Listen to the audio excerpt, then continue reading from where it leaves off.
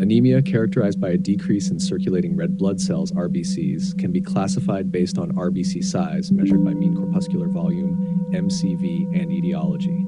Here's a focus summary tailored for your internal medicine exam preparation. Classification of anemia. 1. Microcytic anemia, MCV-ADFL, most commonly due to iron deficiency, thalassemia, lead poisoning, and anemia of chronic disease. 2. Normocytic anemia, MCV-80 to 100 filial, includes acute blood loss, hemolytic anemia, and anemia of chronic kidney disease. 3. Macrocytic anemia, MCV-100 F-ATUS, typically due to vitamin B12 or folate deficiency, or less commonly, liver disease and certain medications. Clinical features. General symptoms include fatigue, pallor, and dyspnea. Iron deficiency anemia may show pica, brittle nails, and atrophic glossitis. In hemolytic anemia, jaundice and an enlarged spleen are common. Megaloblastic anemia can present with neurological symptoms like paresthesias due to vitamin B12 deficiency. Diagnostic approach. Initial test. Complete blood count, CBC, with differential and RBC indices. Iron deficiency anemia, low ferritin, high total iron binding capacity, low serum iron. Anemia of chronic disease, high ferritin, low iron, low TIBC. Vitamin B12 folate deficiency, high MCV, hypersegmented neutrophils on peripheral blood smear, check serum vitamin B12 and folate levels. Hemolytic anemia, elevated lactate dehydrogenase, LDH, low haptoglobin, high indirect bilirubin. Treatment iron deficiency anemia, oral iron supplements, ferrous sulfate, IV iron in cases of poor absorption or tolerance. Vitamin B12 deficiency, vitamin B12 injections, cyanocobalamin or hydroxocobalamin. Folate deficiency, oral folic acid supplementation. Anemia of chronic disease, address underlying inflammatory condition. Erythropoiesis-stimulating agents, ESAs, may be used in refractory cases. Severe anemia or hemodynamic instability, transfusion of packed red blood cells, PRBCs. Key points to remember. Anemia classification by MCV is crucial for guiding further diagnostics. Iron studies differentiate between iron deficiency anemia and anemia of chronic disease. B12 and folate status is essential in evaluating macrocytic anemias. Treat underlying causes of anemia to ensure effective management. Always consider a patient's symptoms and clinical context when planning management, particularly in cases of potential transfusion. This structured approach to anemia, classifying, diagnosing, and treating based on specific criteria and using targeted medications, will aid in both clinical practice and exam preparedness.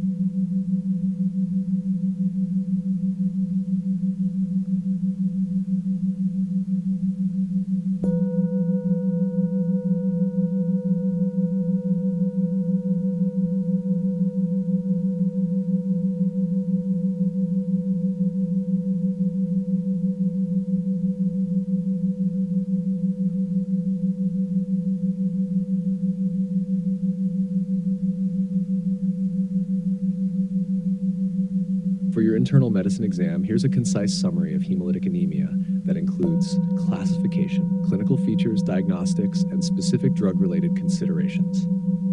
Classification of hemolytic anemia. 1. Intrinsic hemolytic anemia, RBC membrane defects, hereditary spherocytosis, hereditary elliptocytosis. Enzyme defects, glucose 6-phosphate dehydrogenase, G6PD deficiency, pyruvate kinase deficiency. Hemoglobinopathies, sickle cell disease, thalassemia, hemoglobin C disease. 2. Extrinsic hemolytic anemia, immune-mediated autoimmune hemolytic anemia, warm and cold agglutinin disease, alloimmune reactions like hemolytic disease of the newborn. Mechanical destruction, microangiopathic hemolytic anemia, MAA, from conditions like thrombotic thrombocytopenic purpura, TTP, and disseminated intravascular coagulation. Infections, malaria, babesiosis. Clinical features, general signs of anemia, fatigue, pallor, exertional dyspnea. Specific to hemolysis, jaundice, dark urine, hemoglobinuria, splenomegaly. Severe cases, angina, leg ulcers. Chronic hemolysis, gallstones, increased bilirubin levels leading to bilirubin gallstones. Diagnostic approach, initial tests, CBC with reticulocyte count, peripheral blood smear. Specific markers of hemolysis, low haptoglobin, consumed by binding free hemoglobin. Elevated lactate dehydrogenase, LDH, indicates cell turnover. Elevated indirect bilirubin, product of hemoglobin breakdown. Direct antiglobulin test, Coombs test, positive in immune-mediated hemolytic anemias. Further testing, hemoglobin electrophoresis for sickle cell disease, thalassemia, enzyme assays for G6PD or pyruvate kinase deficiency. Flow cytometry for paroxysmal nocturnal hemoglobinuria, PNH, to detect absence of CD55 and CD59. Treatment, general management, folic acid supplementation to support increased erythropoiesis. Specific conditions, G6PD deficiency, avoidance of triggering substances, e.g. fava beans, certain drugs like dapsone, primaquine. Sickle cell disease, hydroxyurea to reduce painful episodes. Autoimmune hemolytic anemia, corticosteroids, rituximab, and immunosuppressive drugs for refractory cases. Severe hemolysis or crisis, blood transfusions might be necessary. Key drugs and interactions. Hydroxyurea is used in sickle cell disease to increase fetal hemoglobin production. Corticosteroids and rituximab are used in autoimmune hemolytic anemia. Avoidance of oxidant drugs in G6PD deficiency, such as dapsone, nitrofurantoin, and the antimalarial primaquine. High yield points for exam, memorize the Coombs test results, positive in autoimmune conditions, negative in mechanical or intrinsic enzyme membrane defects. Recognize schistocytes on blood smear in MAHA and other mechanical hemolyses. Understand drug implications, know which drugs to avoid in G6PD deficiency, and the use of immunosuppressants in autoimmune hemolytic anemia. Focusing on these areas should help you grasp the essential aspects of hemolytic anemia for your internal medicine exam.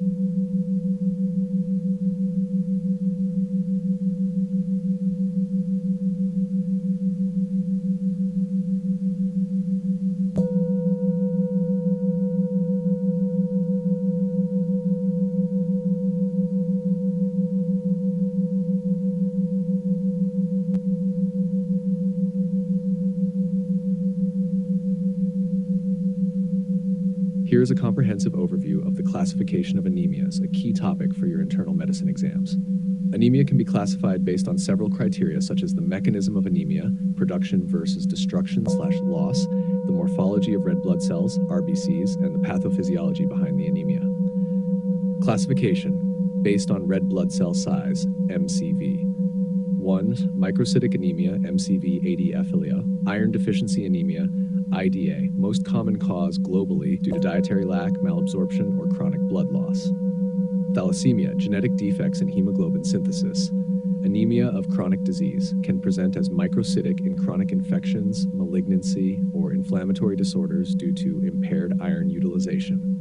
Lead poisoning interferes with heme synthesis. Sideroblastic anemia due to defective iron incorporation into heme, leading to ringed sideroblasts in the bone marrow. 2. Normocytic anemia, MCV 80-100 FL, anemia of chronic disease, the most common normocytic anemia often associated with chronic illness. Acute blood loss, sudden reduction in RBCs due to hemorrhage. Hemolytic anemia, premature destruction of RBCs, intrinsic or extrinsic. Aplastic anemia, bone marrow failure leading to reduced RBC production. 3. Macrocytic anemia, MCV 100 philia, megaloblastic anemias, caused by impaired DNA synthesis, typically due to vitamin B12 or folate deficiency, leading to large immature RBCs, e.g. pernicious anemia. Non-megaloblastic macrocytic anemias, due to alcoholism, liver disease, hypothyroidism, and certain drugs that interfere with DNA synthesis. Classification. based on pathophysiology. 1. Increased RBC destruction, hemolytic anemia. Intrinsic, usually due to genetic disorders affecting the RBC membrane, e.g., hereditary spherocytosis, enzymes, e.g., G6PD deficiency, or hemoglobin, e.g., sickle cell disease. Extrinsic, caused by external factors such as immune-mediated destruction, autoimmune hemolytic anemia, mechanical damage, e.g., microangiopathic hemolytic anemia, or infections, e.g., malaria. 2. Decreased RBC production, iron deficiency. Lack of iron affects hemoglobin synthesis. Bone marrow disorders, such as aplastic anemia, myelodysplastic syndromes, or marrow infiltration, e.g. by cancer. Chronic disease often leads to ineffective bone marrow response to erythropoietin. Renal failure, impaired production of erythropoietin. 3. Blood loss, acute loss, typically from trauma or surgery.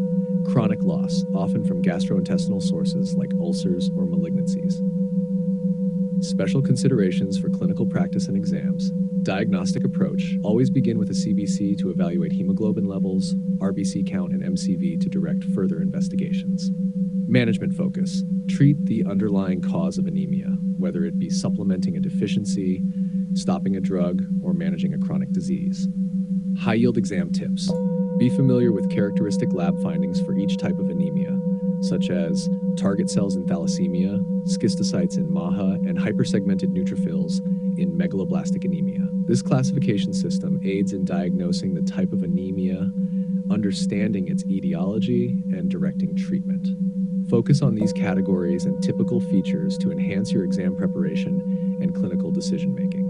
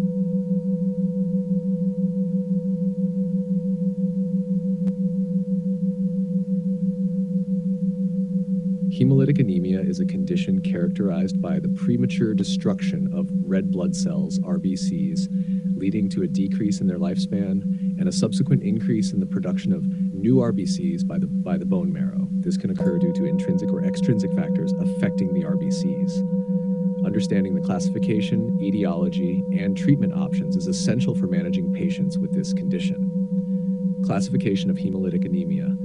Hemolytic anemia is generally classified based on the location of RBC destruction, intravascular versus extravascular, and the cause of the hemolysis, intrinsic versus extrinsic. 1. Intrinsic hemolytic anemia, due to defects within the RBC itself, typically inherited. Membrane defects, hereditary spherocytosis, hereditary elliptocytosis. Enzyme deficiencies, glucose 6-phosphate dehydrogenase, G6PD deficiency, pyruvate kinase deficiency. Hemoglobinopathies, sickle cell disease, thalassemia, various hemoglobin variants, e.g. HBC disease. 2. Extrinsic hemolytic anemia, resulting from external factors affecting normal RBCs. Immune-mediated autoimmune hemolytic anemia, AIHA, alloimmune hemolytic anemia, e.g. hemolytic disease of the newborn, drug-induced immune hemolytic anemia. Mechanical, microangiopathic hemolytic anemia, e.g. thrombotic thrombocytopenic purpura, disseminated intravascular coagulation, mechanical heart valves. Infections, malaria, babesiosis. Chemicals and toxins, snake venoms, certain drugs, e.g. dapsone. Etiology, intrinsic factors, generally genetic defects such as mutations affecting the RBC membrane proteins, enzymes, or hemoglobin structure. Extrinsic factors, immune reactions, both autoimmune, where the body's immune system mistakenly attacks RBCs, and alloimmune, e.g. post-transfusion reactions. Physical damage caused by artificial heart valves or during passage through narrowed or irregular blood vessels. Infectious agents. Certain pathogens can directly invade or create toxins that damage RBCs. Chemicals and drugs, lead poisoning, copper poisoning, or adverse reactions to drugs like dapsone or methyldopa. Treatment. The treatment of hemolytic anemia varies significantly based on the underlying cause. Intrinsic hemolytic anemias. Enzyme deficiencies. Avoid triggers, e.g. fava beans and certain drugs in G6PD deficiency. Supportive care includes transfusions when necessary.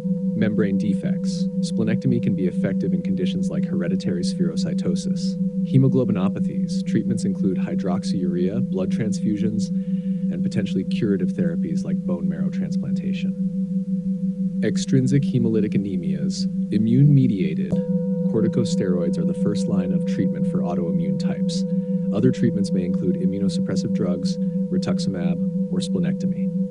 Mechanical, addressing the underlying cause, e.g. replacing a malfunctioning heart valve, managing underlying thrombotic conditions with medications like anticoagulants.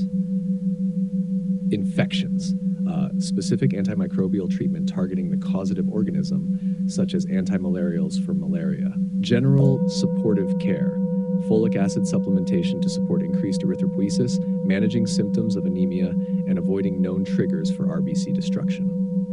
High yield points for exam.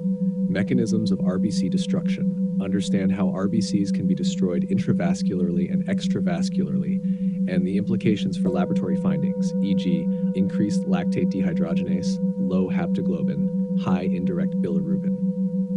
Diagnostics, direct antiglobulin test, Coombs test, crucial for diagnosing immune-mediated causes. Treatment nuances, tailoring the treatment based on specific etiologies and understanding when specific interventions like splenectomy or immunosuppression are indicated.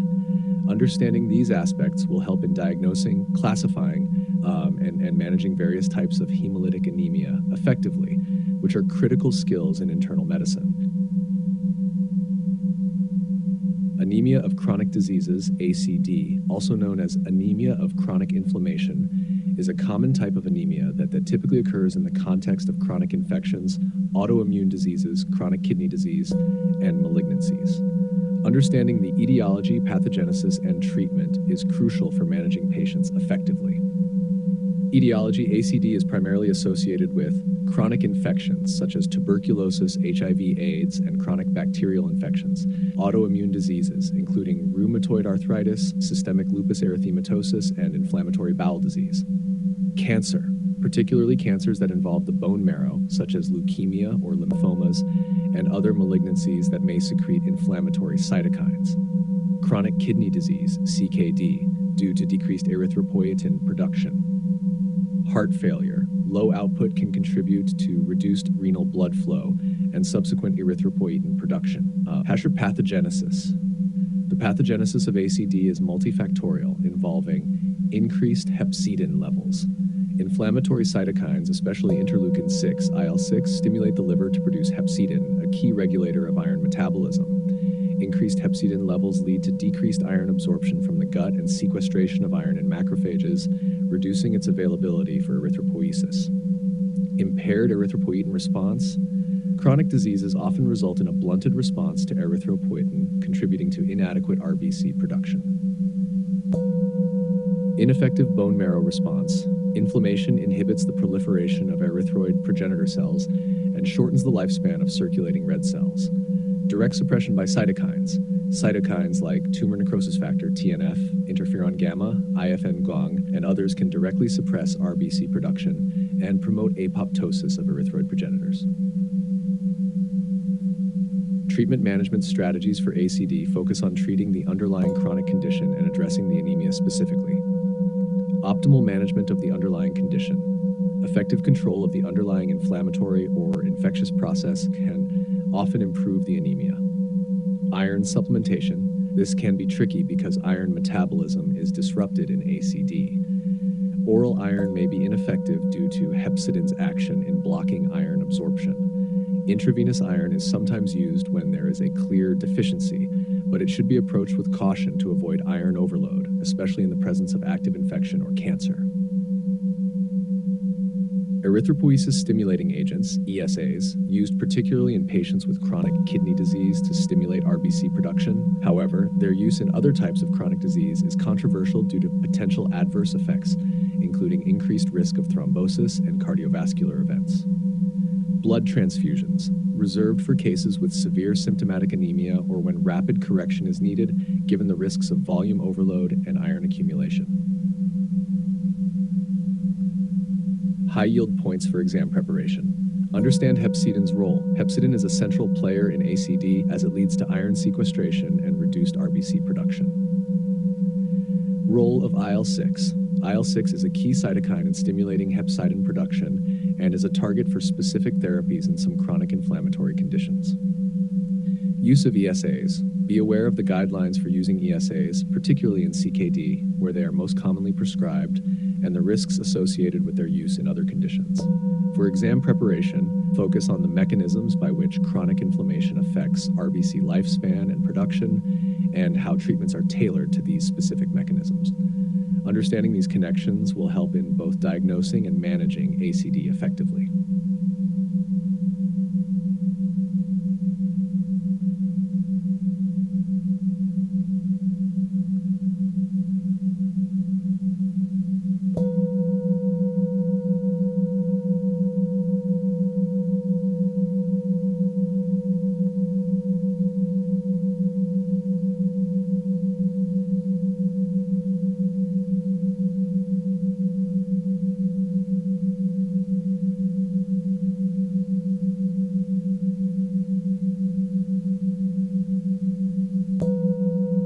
For your internal medicine exam, it's essential to have a solid grasp of autoimmune hemolytic anemia, AIHA, focusing on its classification, clinical features, diagnostics, and treatment, particularly with emphasis on pharmacologic therapies. Here's a concise summary. Classification of AIHA. AIHA is typically classified based on the optimal temperature at which the autoantibodies react. Cold agglutinin disease, CAD, caused by cold-reactive IgM antibodies that bind to RBCs at low temperatures. Warm autoimmune hemolytic anemia, WA, caused by warm-reactive IgG antibodies that bind to RBCs at body temperature, 37 degrees Celsius. Clinical features. Cold AIHA, symptoms often worsen with cold exposure and can include acrocyanosis, Raynaud's phenomenon, and hemoglobinuria. More severe cases can lead to acute intravascular hemolysis. Warm AIHA typically presents more gradually with symptoms of anemia like fatigue, pallor, and mild splenomegaly. Hemolysis is primarily extravascular, mediated by the spleen. Diagnostics. direct Coombs test, direct-globulin test, D, key diagnostic test. Cold AIHA, D8 positive for 3D, sometimes IgG. Warm positive for IgG, with or without complement. Peripheral blood smear, cold AIA RBC agglutination. Warm AIA spherocytes are typically present. Antibody specificity testing, e.g. cold agglutinin titers for cold AIHA. Treatment, cold AIHA, avoidance of cold exposure, primary preventive measure. Rituximab, first-line treatment for chronic cases or those linked to lymphoproliferative disorders. Plasmapheresis, used in acute exacerbations to manage severe symptoms. Warm IA, corticosteroids, e.g. prednisone, first-line treatment for acute management and stabilization. Rituximab, used for corticosteroid-resistant cases or as a second-line therapy. Immunosuppressive drugs, for refractory cases, drugs like azathioprine or cyclophosphamide may be considered. Splenectomy considered if response to medical therapy is inadequate. High yield points. Understand the role of temperature in the pathophysiology of AIHA. Cold AIHAs react at lower temperatures, while warm AIHAs react at body temperature. Rituximab is a key drug for both types of AIHA, but particularly important in cold AIA associated with lymphoproliferative disorders. Corticosteroids are the cornerstone of initial treatment in warm AIHA. Plasmapheresis is useful in acute cold AIHA exacerbations, but not typically used in warm AIHA. For your exam, focus on being able to differentiate between cold and warm AIA based on clinical presentation, diagnostic findings, especially DAT results, and understanding the appropriate first-line and second-line treatments.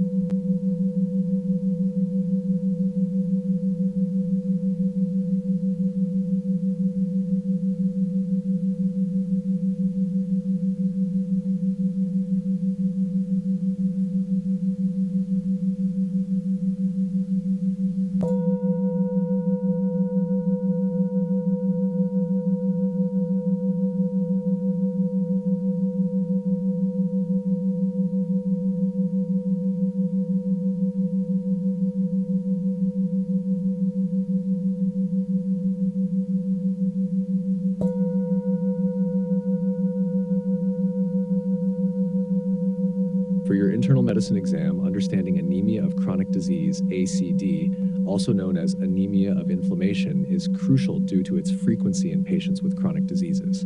Here's a focused summary that covers classification, clinical features, diagnostics, and treatment specifics. Classification. ACD is typically classified as a normocytic, normochromic anemia, though it may become microcytic and hypochromic as it progresses. This anemia primarily results from chronic conditions that lead to altered iron metabolism and blunted erythropoietin response. Clinical features. Symptoms of anemia, fatigue, weakness, and pallor are common, but are often mild and overlooked as they gradually develop in the context of underlying chronic conditions. Symptoms of underlying disease, joint pain and rheumatoid arthritis, weight loss in malignancy, or chronic cough in tuberculosis may also be present, indicating the primary disease driving the anemia. Pathophysiology. Inflammation, driven by the increase in cytokines like interleukin-6, IL-6, which boosts hepcidin production in the liver. Hepcidin then inhibits iron release from macrophages and decreases intestinal iron absorption. Erythropoietin production. Chronic disease often leads to a reduced production of and response to erythropoietin, impairing RBC production. RBC lifespan, reduced due to the inflammatory environment.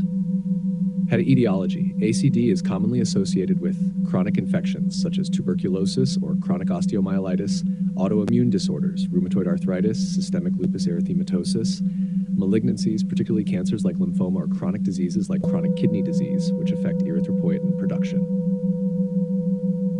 Diagnostics. Complete blood count, CBC. Initially normocytic anemia may progress to microcytic anemia. Iron studies characteristically shows low serum iron, low iron saturation, and low TIBC, contrasting with high or normal ferritin levels which reflect the inflammatory state rather than iron stores. Reticulocyte count. typically low, indicating inadequate bone marrow response to anemia. Treatment, primary focus, manage the underlying chronic condition effectively as the primary method to alleviate ACD. Iron supplementation, not typically effective due to hepcidin inactivity and may be considered only if there are definitive signs of iron deficiency. Erythropoiesis stimulating agents, used mainly in chronic kidney disease to stimulate RBC production, but their use in other types of chronic disease is limited due to potential side effects, including thrombosis. Blood transfusions, reserved for patients with severe anemia or symptomatic cases where anemia significantly impacts quality of life. High yield points for exam, understand the role of hepcidin, key in regulating iron metabolism in ACD. Diagnosis focus, iron studies distinguishing ACD from iron deficiency anemia, high ferritin with low TIBC and iron saturation. Treatment strategy, primarily treating the underlying disease. Use of ESAs and iron supplements is very specific to the cause and nature of the anemia. Focus on these elements will provide a robust foundation for addressing exam questions on anemia in the context of chronic disease, particularly in understanding the interaction between chronic inflammation and hematopoiesis.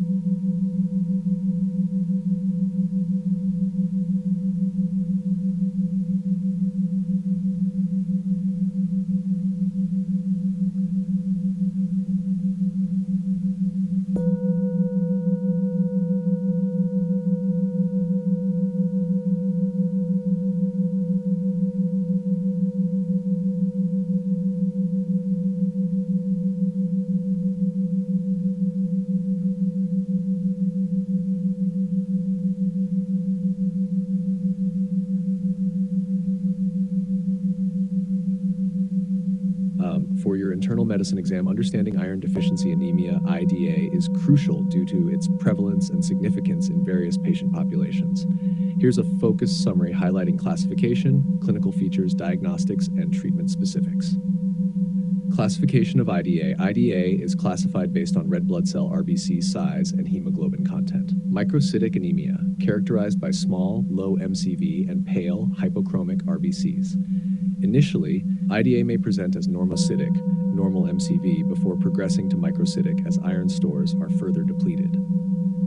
Clinical features, general symptoms, fatigue, weakness, and pallor are common. In severe cases, there might be signs of cardiopulmonary compromise, such as tachycardia and dyspnea. Specific signs, brittle nails, hair loss, and pica, craving for non-food substances like dirt or ice.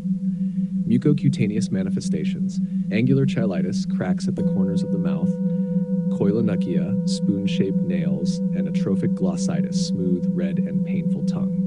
Pathophysiology, IDA develops due to a deficit in iron, which is essential for hemoglobin production in RBCs.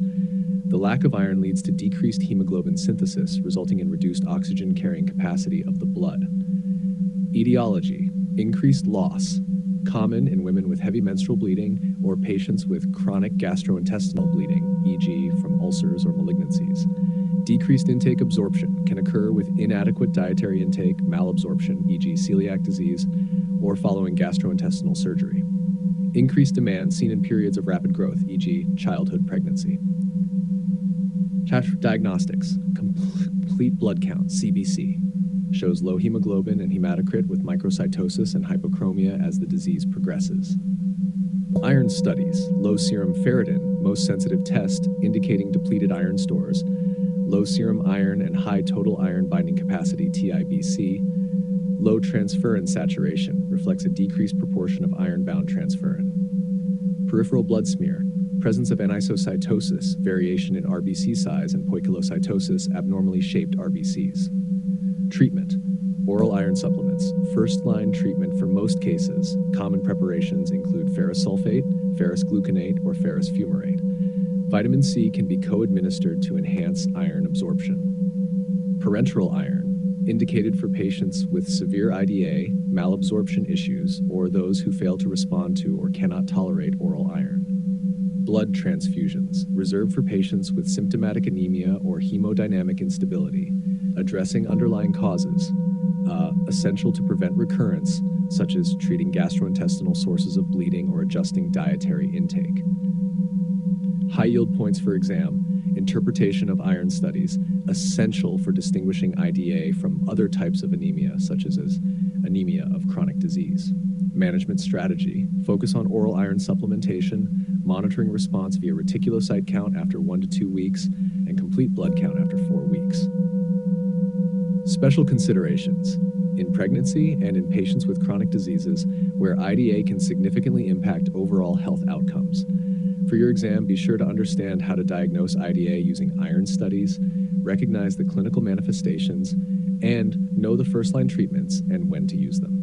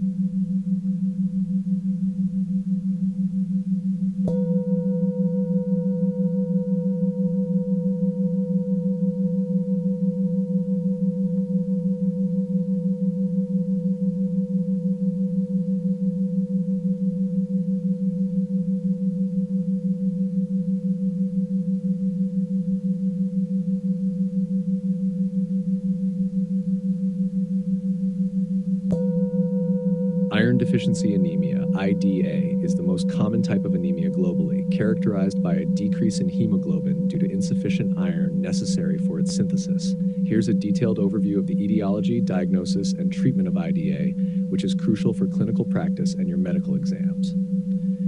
Etiology. IDA develops due to 3 main factors. 1. Increased iron demand. Rapid growth phases such as infancy, adolescence, and pregnancy require more iron. 2. Decreased iron intake or absorption. Low consumption of iron-rich foods, meat, beans, fortified cereals. Malabsorption. Conditions like celiac disease, inflammatory bowel disease, or gastric surgeries that affect the intestine's ability to absorb nutrients, specifically iron. Medications. Drugs such as proton pump inhibitors, PPIs, that decrease stomach acidity, reducing iron absorption. 3. Chronic blood loss. Gastrointestinal losses, peptic ulcers, colorectal cancer, gastritis, hemorrhoids, or hookworm infestations. Menorrhagia. Heavy menstrual bleeding is a common cause in premenopausal women. Frequent blood donations. Diagnosis. The diagnosis of IDA involves a combination of clinical evaluation, laboratory tests, and sometimes procedures to identify the underlying cause. 1. Clinical presentation. Symptoms: fatigue, weakness, pallor, shortness of breath, dizziness. Signs: pale conjunctiva, koilonychia, spoon-shaped nails, angular cheilitis. Number 2, laboratory tests. Complete blood count, CBC, shows microcytic and hypochromic anemia, low hemoglobin, hematocrit, mean corpuscular volume, MCV, and mean corpuscular hemoglobin, MCH. Iron studies, serum ferritin, best initial test as it reflects iron stores. Low ferritin is diagnostic of IDA. Serum iron, typically decreased. Total iron binding capacity, TIBC, increased as transferrin, iron transport protein, increases to maximize iron transport. Transferrin saturation, decreased, reflecting a reduced amount of iron bound to transferrin. Peripheral blood smear, hypochromic, microcytic red cells, sometimes with anisocytosis and poikilocytosis. 3. Additional diagnostic work, reticulocyte count, low or inappropriately normal, indicating inadequate response to anemia. Stool Guaiac test, to check for occult blood loss. Endoscopic evaluations, such as gastroscopy and colonoscopy, especially in older adults or those with risk factors for gastrointestinal cancers. Treatment. Effective management of IDA focuses on replenishing iron stores, treating symptoms, and addressing the underlying causes. 1. Iron supplementation. Oral iron, first-line treatment. Ferrous sulfate, ferrous gluconate, or ferrous fumarate are commonly prescribed, typically providing about 100 to 200 milligrams of elemental iron per day. Vitamin C can enhance iron absorption. Parenteral iron, indicated for patients with malabsorption, severe intolerance to oral iron, ongoing blood loss, or requiring rapid replenishment of iron stores, e.g. late pregnancy or severe symptomatic anemia. Common preparations include iron dextran, iron sucrose, and ferric carboxymaltose. 2. Dietary modifications.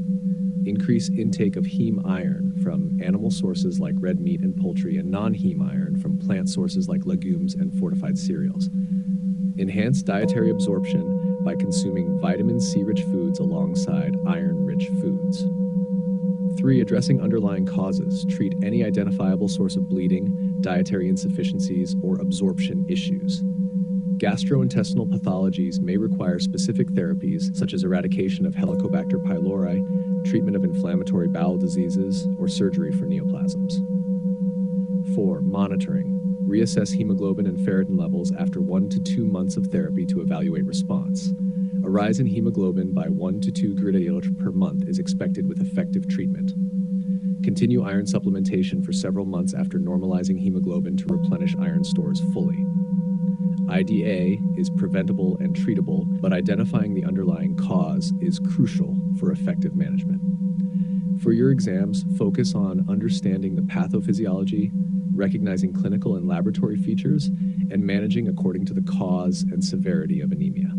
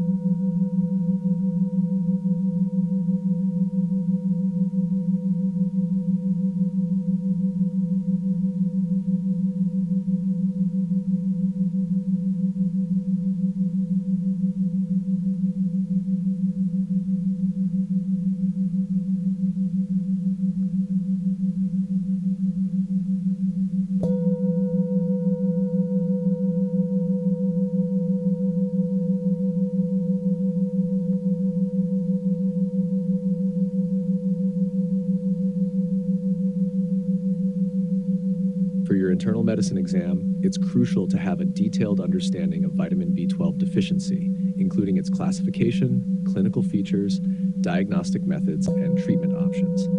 Here's a concise yet comprehensive overview. Classification. Vitamin B12 deficiency is typically classified based on its underlying cause. 1. Dietary deficiency, common in strict vegans or in malnutrition.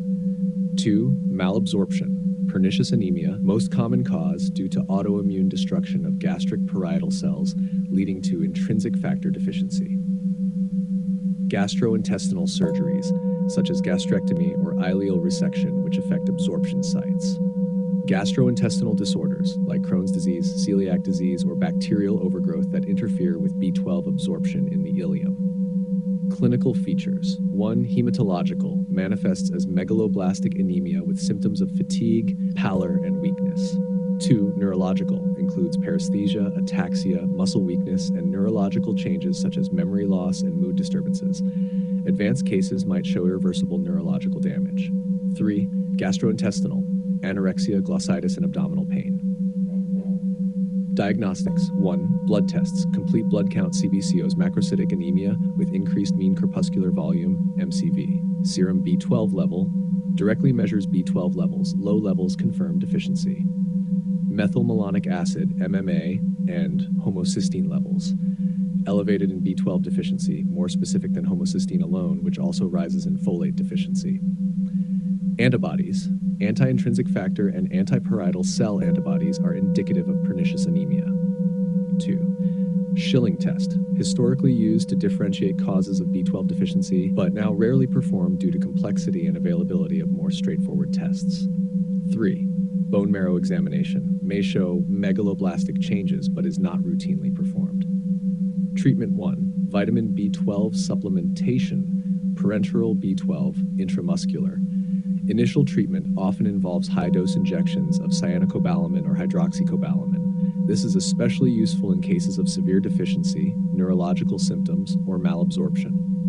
Oral B12 may be sufficient in dietary deficiency or mild cases. High-dose oral B12 has been shown effective even in some cases of absorption impairment. 2. Addressing underlying causes, autoimmune conditions, pernicious anemia, lifelong B12 supplementation is usually necessary. Dietary adjustments. For those with dietary insufficiency, dietary counseling to include B12-rich foods, animal products, or fortified foods is recommended. Gastrointestinal disorders. Treat underlying conditions such as bacterial overgrowth or ileal disease. 3. Monitoring. Regular monitoring of hematological response and B12 levels after starting therapy, adjusting dose based on response and symptoms. High yield points for exam. Always consider B12 deficiency in patients with macrocytic anemia and neurological symptoms.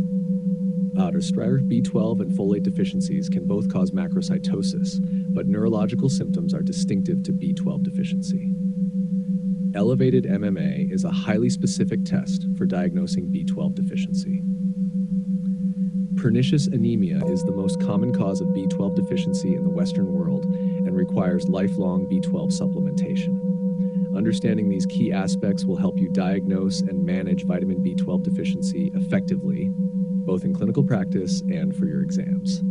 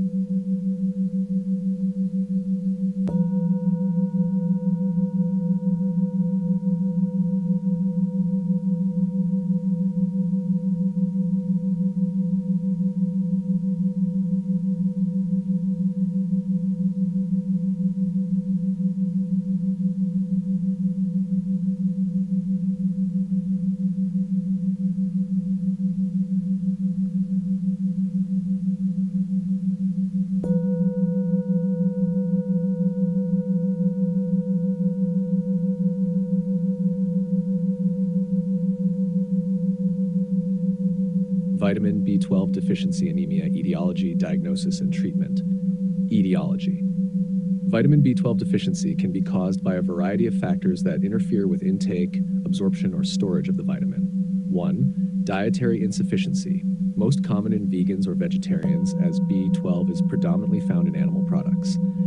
2. Malabsorption. Pernicious anemia, autoimmune destruction of gastric parietal cells, leads to the lack of intrinsic factor essential for B12 absorption.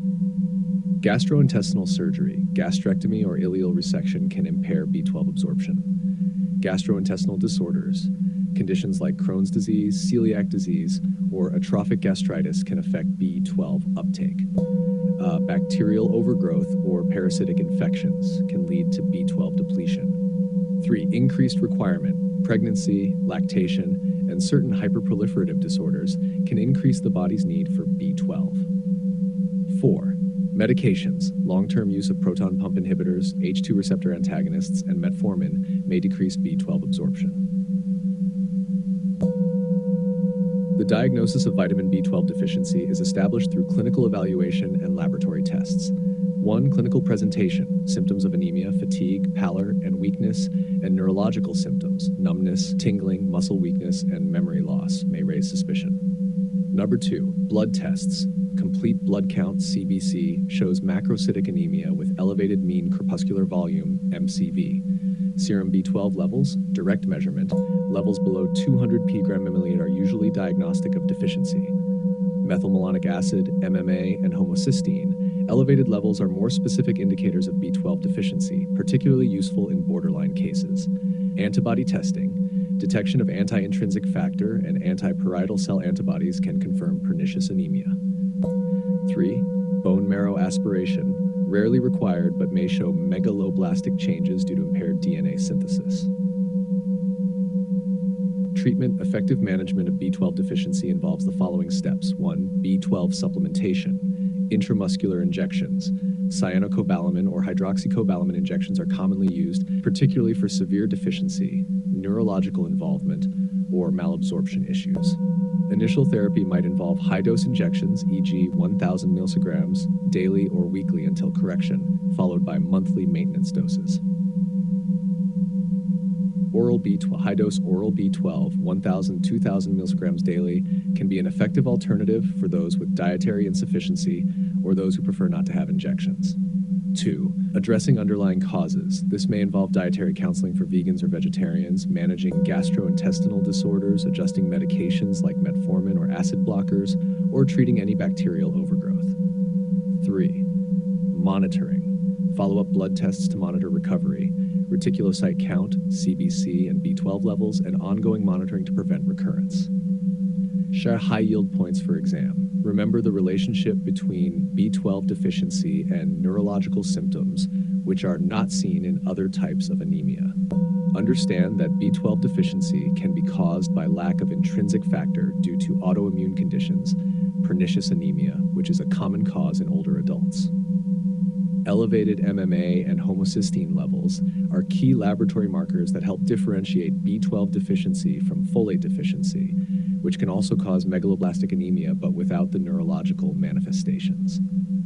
Treatment involves not only replenishing B12 stores, but also addressing the underlying cause to prevent recurrence.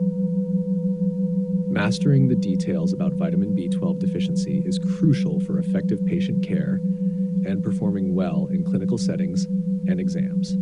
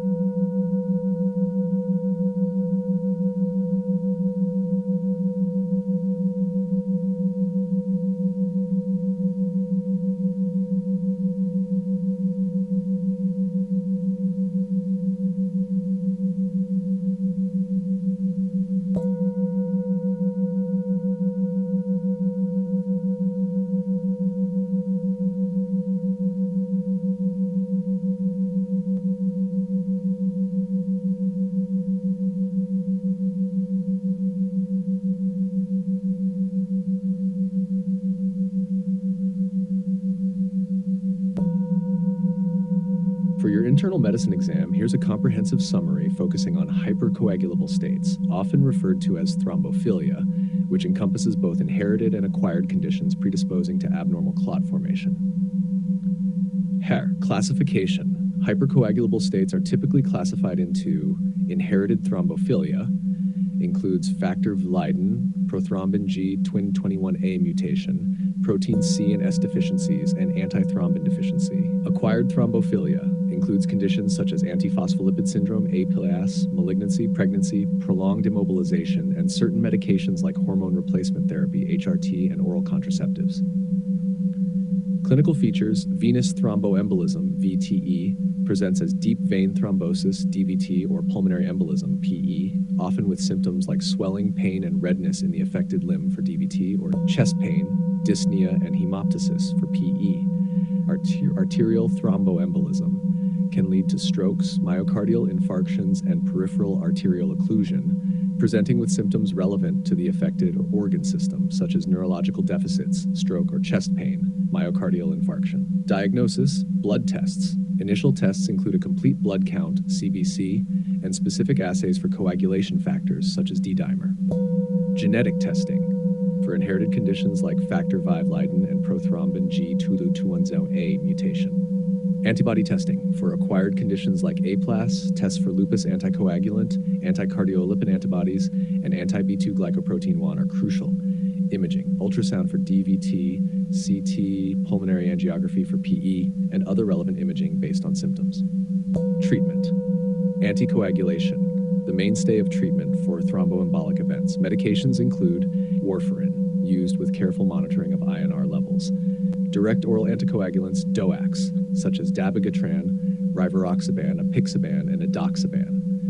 Low molecular weight heparin, LMWH, used especially in pregnancy and in patients with cancer.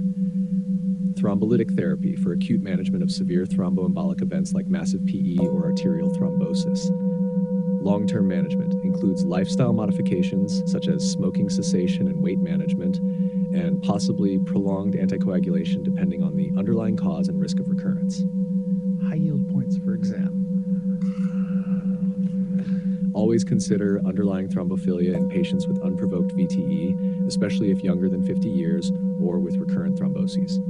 Factor V Leiden is the most common inherited cause of thrombophilia in Caucasians.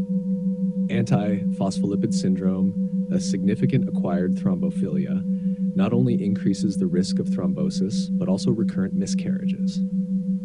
In patients with suspected thrombophilia, especially before starting anticoagulation, screen for inherited disorders if there is a personal or family history suggestive of thrombophilia. Management strategies should be tailored based on whether the thrombophilia is inherited or acquired, and on the patient's overall risk profile for thrombosis and bleeding.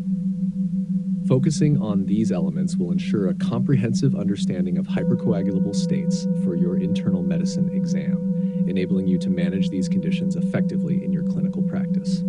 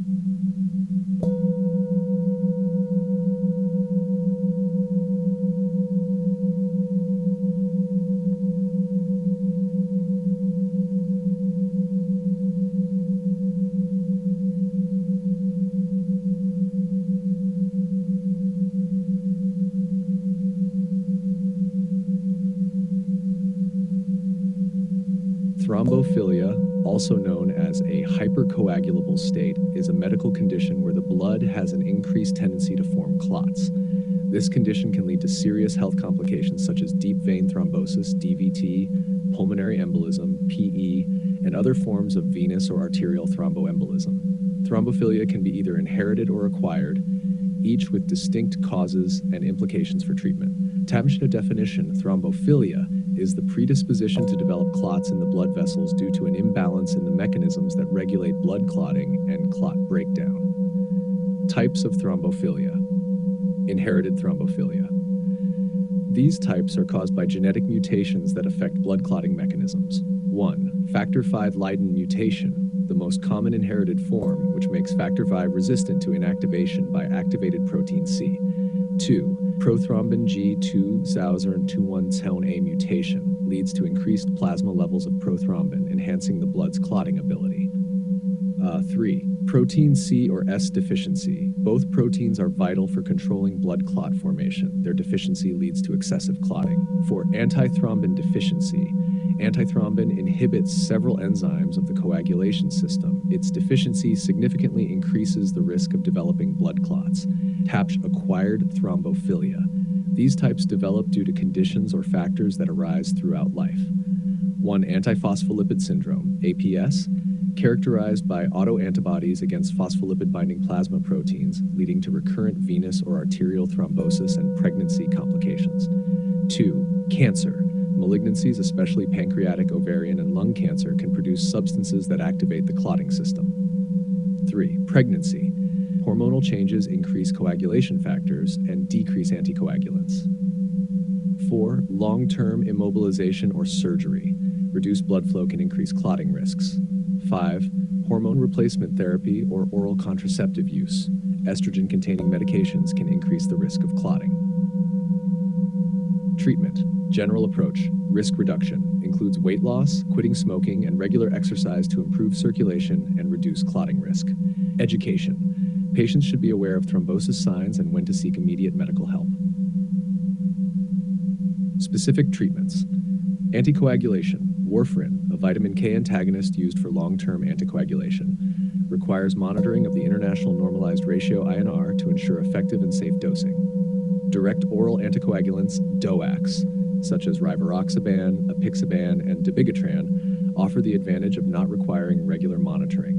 Heparin and low molecular weight heparin, LMWH, used in the initial treatment of thrombosis or in situations where rapid reversal of anticoagulation may be needed, such as surgery or bleeding. Thrombolytic therapy.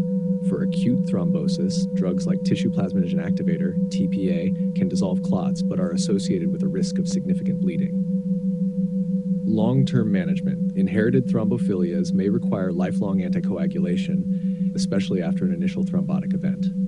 Acquired conditions like APS are treated with long-term anticoagulation, and the specific approach may vary based on the severity and recurrence of symptoms. Special considerations. Pregnancy poses unique challenges due to the risk of both thrombosis and anticoagulant-related fetal harm. Typically, LMWH is used as it does not cross the placenta.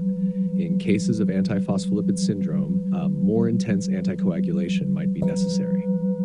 In summary, understanding the type of thrombophilia, inherited or acquired, is crucial for determining the appropriate treatment strategy. Management generally revolves around anticoagulation and addressing any underlying conditions that might exacerbate the risk of thrombosis. Each patient's treatment needs to be customized based on their risk factors and medical history.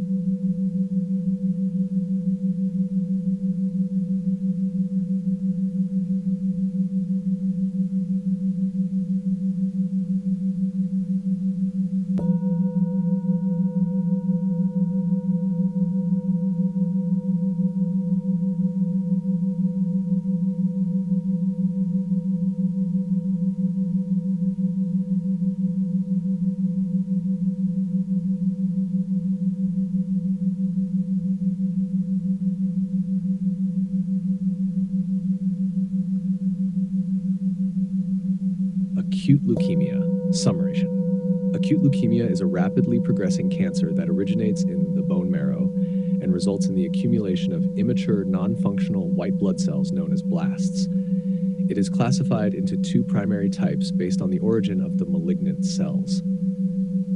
Acute lymphoblastic leukemia, most common in children, arising from lymphoid cells. Acute myeloid leukemia, AML, more prevalent in adults, originating from myeloid cells. Clinical features: general symptoms: anemia, fatigue, pallor, weakness, thrombocytopenia, easy bleeding and bruising, petechiae, leukopenia, increased susceptibility to infections. Organ infiltration: hepatosplenomegaly, renal impairment, CNS involvement, headaches, visual changes, meningismus, gingival hyperplasia, and skin nodules specific to AML. Diagnosis: peripheral blood smear and complete blood count, high blast count, bone marrow biopsy, confirmation of high percentage of blasts. Cytogenetic and molecular analysis identifies specific genetic abnormalities to help classify leukemia subtype and guide treatment. Treatment: chemotherapy, induction therapy to achieve remission, consolidation maintenance therapy to prevent relapse. Targeted therapy: all drugs like imatinib for Philadelphia chromosome-positive ALL, AML, ARA, all-trans retinoic acid, and arsenic trioxide for acute promyelocytic leukemia, APL. Stem cell transplantation, considered for high-risk or relapsed patients. Supportive care, management of complications such as infections and bleeding, symptomatic treatments for anemia and thrombocytopenia. Drug names to remember: cytarabine, a cornerstone in the treatment of AML; doxorubicin and daunorubicin, commonly used anthracyclines in acute leukemia treatment; methotrexate and L-asparaginase, typically used in all treatment; imatinib, a tyrosine kinase inhibitor used for Philadelphia chromosome-positive ALL; all-trans-retinoic acid, specifically used in the treatment of APL, a subtype of AML. Prognostic factors: favorable in AL, hyperdiploidy, age between 1 and 10 years, and specific translocations like T1221. Unfavorable in AML, advanced age, high white cell count at diagnosis, certain cytogenetic abnormalities like FLT3 mutations. For your internal medicine exam, focus on understanding the pathophysiology of acute leukemias, the diagnostic approach including key genetic markers, and the principles of managing both ALL and AML, particularly the use of specific chemotherapy agents tailored to genetic findings.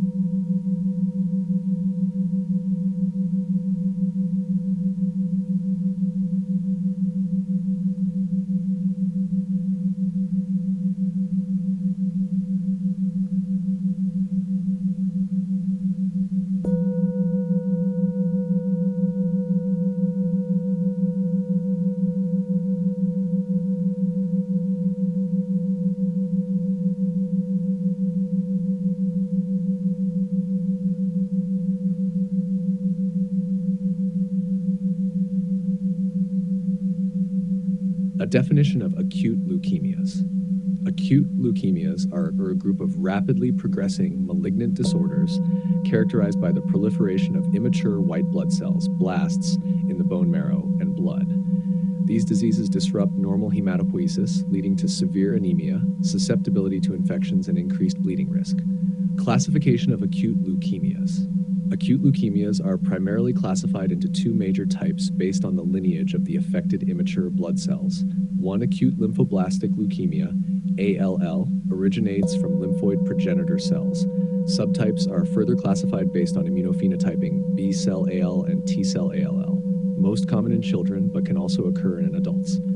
2. Acute myeloid leukemia, AML, arises from myeloid progenitor cells. Classified according to the French-American-British FAB system and the World Health Organization WHO, which includes genetic, morphological, and immunophenotypic characteristics. Subtypes include M0 to M7 under the FAB classification, focusing on the type of cell differentiation.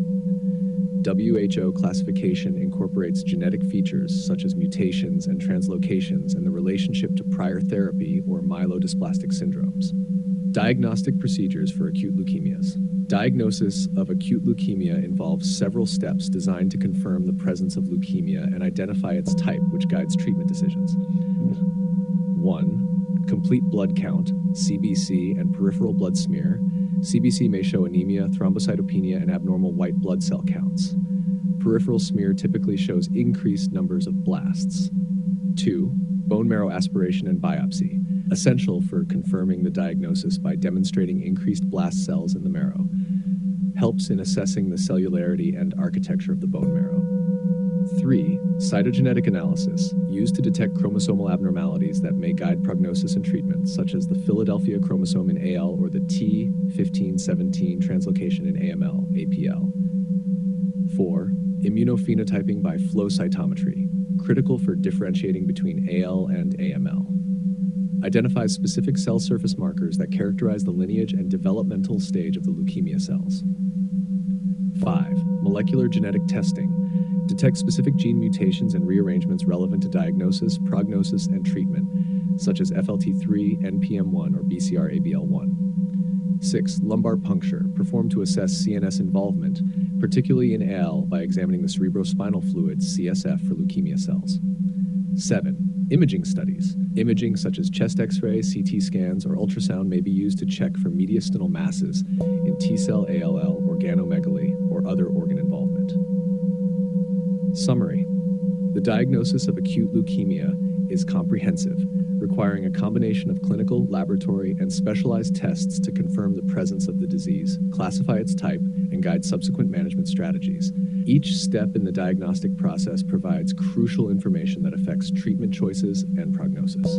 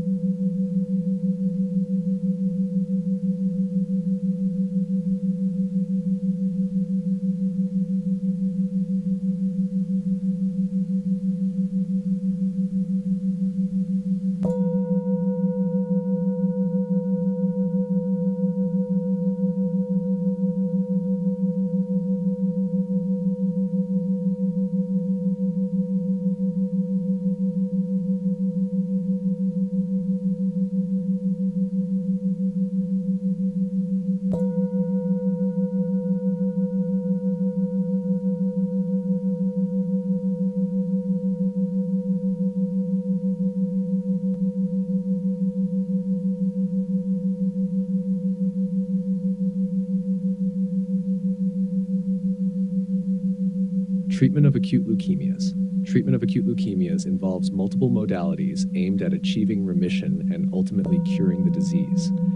The approach varies significantly between acute lymphoblastic leukemia, ALL, and acute myeloid leukemia, AML, due to differences in their biology and patient demographics. WAR 1. Initial management and assessment. Pre-treatment evaluation. Comprehensive assessment including complete blood count, chemistry panel, and assessment of organ function to establish a baseline and address immediate complications like infections or bleeding. Hyperleukocytosis management. In cases with very high white blood cell counts, immediate intervention may be necessary to prevent leukostasis and tumor lysis syndrome, TLS, with hydration, allopurinol, or rasburicase. 2. Induction chemotherapy. ALT typically includes a combination of drugs like vincristine, steroids, prednisone or dexamethasone, and anthracycline, daunorubicin or doxorubicin, and asparaginase. CNS prophylaxis is crucial due to the high risk of CNS involvement. This is often done with intrathecal chemotherapy. Commonly involves anthracycline, daunorubicin or idarubicin, and cytarabine, Ara-C. For specific subtypes like acute promyelocytic leukemia, APL, treatment includes all-trans retinoic acid, ATRA, and arsenic trioxide, which are highly effective. And 3. Consolidation therapy. After achieving remission, further chemotherapy is given to eliminate any remaining leukemic cells. All-L may include high-dose methotrexate, cytarabine, and further rounds of induction-like regimens. AML, additional cycles of high-dose cytarabine are standard. The number and intensity of cycles vary based on risk stratification. For maintenance therapy, primarily in AL, lower intensity, prolonged chemotherapy regimen that can last for 2 to 3 years. Typically includes daily mercaptopurine, weekly methotrexate, and periodic pulses of vincristine and steroids. 5. Hematopoietic stem cell transplantation, HSCT. Considered for high-risk patients or those who relapse. All indicated for high-risk features or relapse. AML, used in cases of high-risk genetic mutations, incomplete response to induction therapy, or relapse.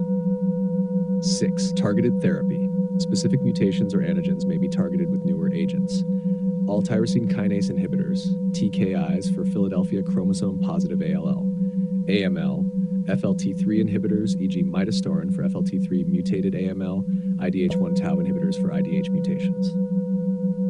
7. Supportive care. Management of complications such as infections with antibiotics, transfusions for anemia and thrombocytopenia, and TLS prophylaxis. Comprehensive supportive care, including nutritional support, psychological support, and pain management. 8. Monitoring and long-term follow-up. Regular monitoring for recurrence, management of long-term side effects of treatment, and rehabilitation. Summary. The treatment of acute leukemias is complex and tailored based on the type of leukemia, genetic features, patient's age, overall health, and response to initial treatments. Progress in chemotherapy regimens, targeted therapies, and supportive care have significantly improved outcomes, particularly for children and young adults. Coordination between various specialists in hematology, oncology, radiology, and supportive care is crucial for optimal management.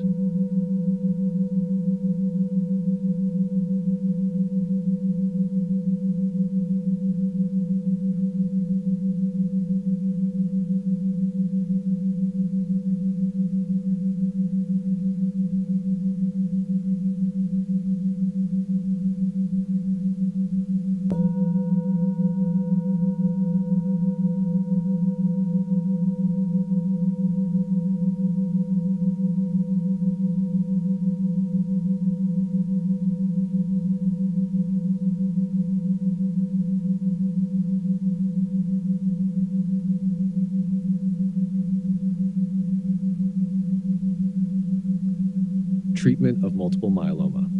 The treatment approach for multiple myeloma, MM, varies based on the stage of the disease, patient eligibility for stem cell transplantation, and the presence of specific genetic markers. Here's an outline tailored to help you with preparation for your internal medicine exam. 1. Initial management, risk stratification. Utilize the revised International Staging System, RISS, to classify disease severity based on factors like beta-2 microglobulin, albumin levels, and cytogenetics. Eligibility assessment.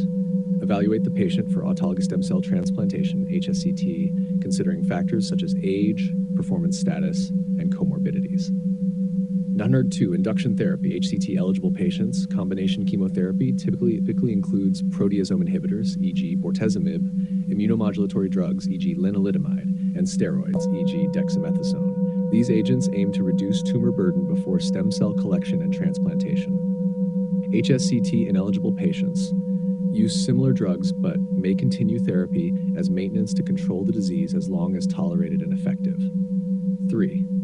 Stem cell transplantation, high-dose chemotherapy, followed by autologous HSCT provides a survival benefit for eligible patients. It's important to manage the high-dose therapy's side effects, including infections and mucositis. Maintenance therapy. Post-transplant, lenalidomide is commonly used to prolong remission phases.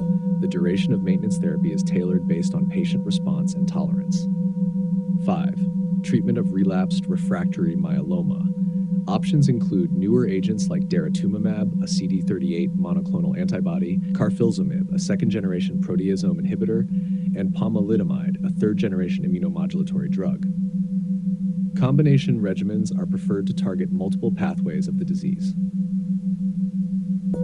6. Supportive care. Bisphosphonates or denosumab to prevent bone loss and manage hypercalcemia. Erythropoiesis-stimulating agents and occasional transfusions for anemia. Antimicrobials for prophylaxis against infections, especially during periods of neutropenia.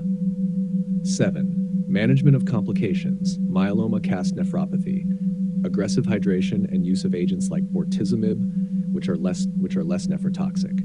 Bone disease, use of bisphosphonates and careful monitoring of calcium levels. Hypercalcemia, immediate hydration and use of calcitonin and bisphosphonates. 8. Monitoring and follow-up, regular monitoring of blood counts, renal function, calcium levels, and myeloma protein levels via serum protein electrophoresis or free light chain assay. Periodic imaging to assess bone disease progression and response to therapy. The management of multiple myeloma is multifaceted, focusing on controlling the disease with chemotherapy, managing symptoms and complications, and improving quality of life through supportive care. Progress in drug development and stem cell transplantation techniques has significantly improved outcomes, turning MM into a manageable chronic disease for many patients.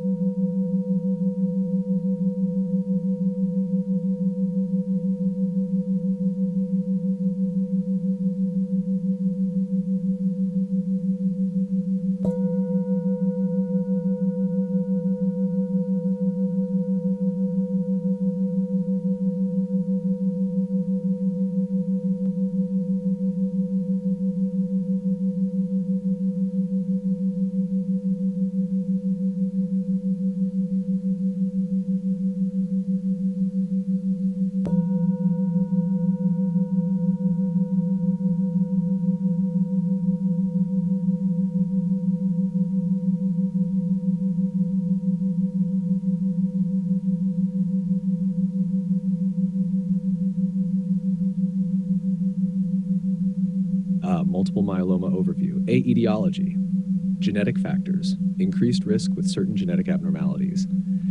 Environmental factors, possible links to radiation exposure and certain chemicals like benzene. Pre-existing conditions, often follows monoclonal gammopathy of undetermined significance, MGUS. B. Epidemiology, age, most commonly diagnosed in individuals aged 65-74. Sex, slightly more common in men than in women. Race, higher incidence in African Americans. C. Classification, based on the type of immunoglobulin produced, IgG and IgA myeloma, most common forms. Light chain myeloma, only light chains, Bence-Jones protein, are produced. Non-secretory myeloma does not produce detectable levels of immunoglobulin. D. Clinical symptoms, bone pain and fractures due to bone lesions and osteoporosis. Anemia, leading to fatigue and weakness. Kidney dysfunction, often due to light chain deposition. Hypercalcemia, causing confusion, thirst, and constipation. Recurrent infections due to immunodeficiency. E. Diagnosis, laboratory tests, CBC, serum calcium, renal function, electrophoresis for M proteins, and light chains. Imaging, X-rays for lytic lesions, MRI, or CT for more detailed imaging. Bone marrow biopsy, to confirm diagnosis and assess plasma cell infiltration. F. Treatment, induction therapy, combination of chemotherapy, steroids, and newer agents like proteasome inhibitors or immunomodulatory drugs. Stem cell transplant, considered for eligible patients. Maintenance therapy, usually with lenalidomide to prolong remission. Supportive care, bisphosphonates for bone health, erythropoietin for anemia, and treatments for kidney disease. G. Complications, bone lesions and fractures managed with pain relievers and surgical interventions. Renal failure often requires dialysis. Infections due to compromised immune system. Hypercalcemia can lead to cardiac and neurological issues. This summary encompasses the critical aspects of multiple myeloma, from risk factors to management strategies, offering a comprehensive guide for medical examination preparation.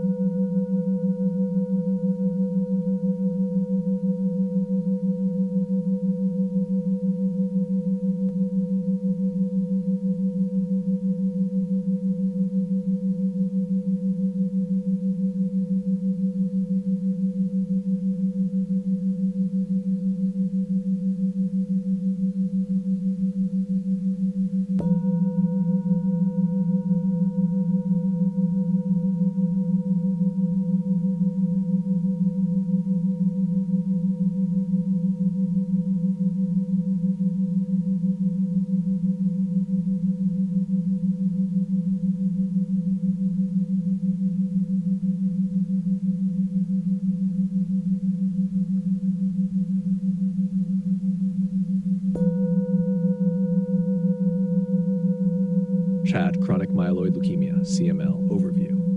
A. Etiology, primary cause, genetic mutation involving a translocation between chromosomes 9 and 22, creating the Philadelphia chromosome, which harbors the BCR-ABL1 fusion gene.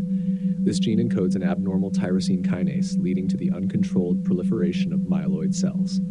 Risk factors, exposure to ionizing radiation and contact with aromatic hydrocarbons like benzene. B. Epidemiology, age of onset, commonly diagnosed between ages 50 and 60. Gender, slightly more common in males than females. Incidence, lower than other types of leukemias, but notable for its chronic nature. C. Classification, phases of CML. 1. Chronic phase, CP-CML, long-lasting, often several years with mild symptoms. 2. Accelerated phase, AP-CML, increased blast cells in blood bone marrow, worsening symptoms. 3. Blast phase, BP-CML, rapidly progressive, resembling acute leukemia with severe symptoms and poor prognosis. D. Clinical features, chronic phase symptoms, fatigue, weight loss, night sweats, splenomegaly, and mild splenic pain. Accelerated phase symptoms, anemia, infections due to neutropenia, and bleeding complications. Blast crisis symptoms, severe bone pain, fever, marked splenomegaly, and frequent infections. E. Diagnosis, initial tests, complete blood count CBC, peripheral blood smear showing increased granulocytes and basophils, splenomegaly on physical examination.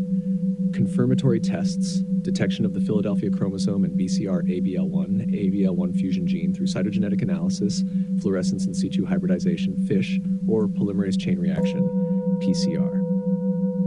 Additional diagnostics: bone marrow biopsy confirming increased myeloid precursors and possibly low leukocyte alkaline phosphatase (LAP) score. F.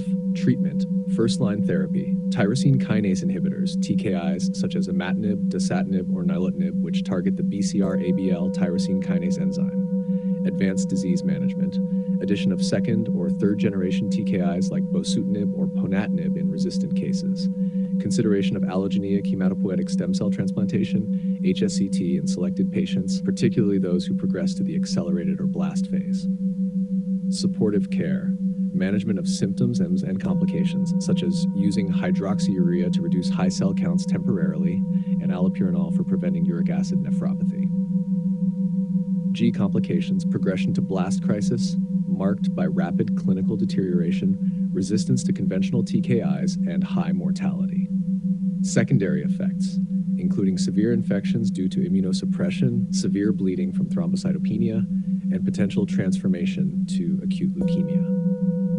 This summary integrates the key aspects of chronic myeloid leukemia crucial for your internal medicine exam, highlighting critical diagnostic criteria, disease phases, and therapeutic options, especially focusing on tyrosine kinase inhibitors as the cornerstone of treatment.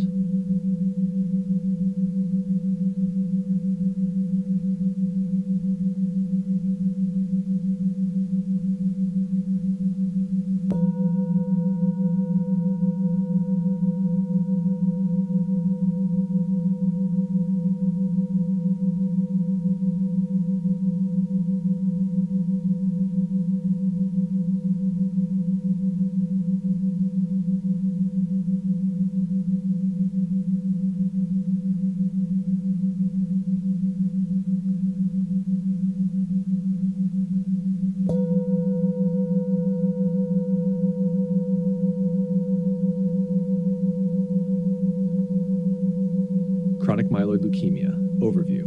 A. Etiology. Primary cause.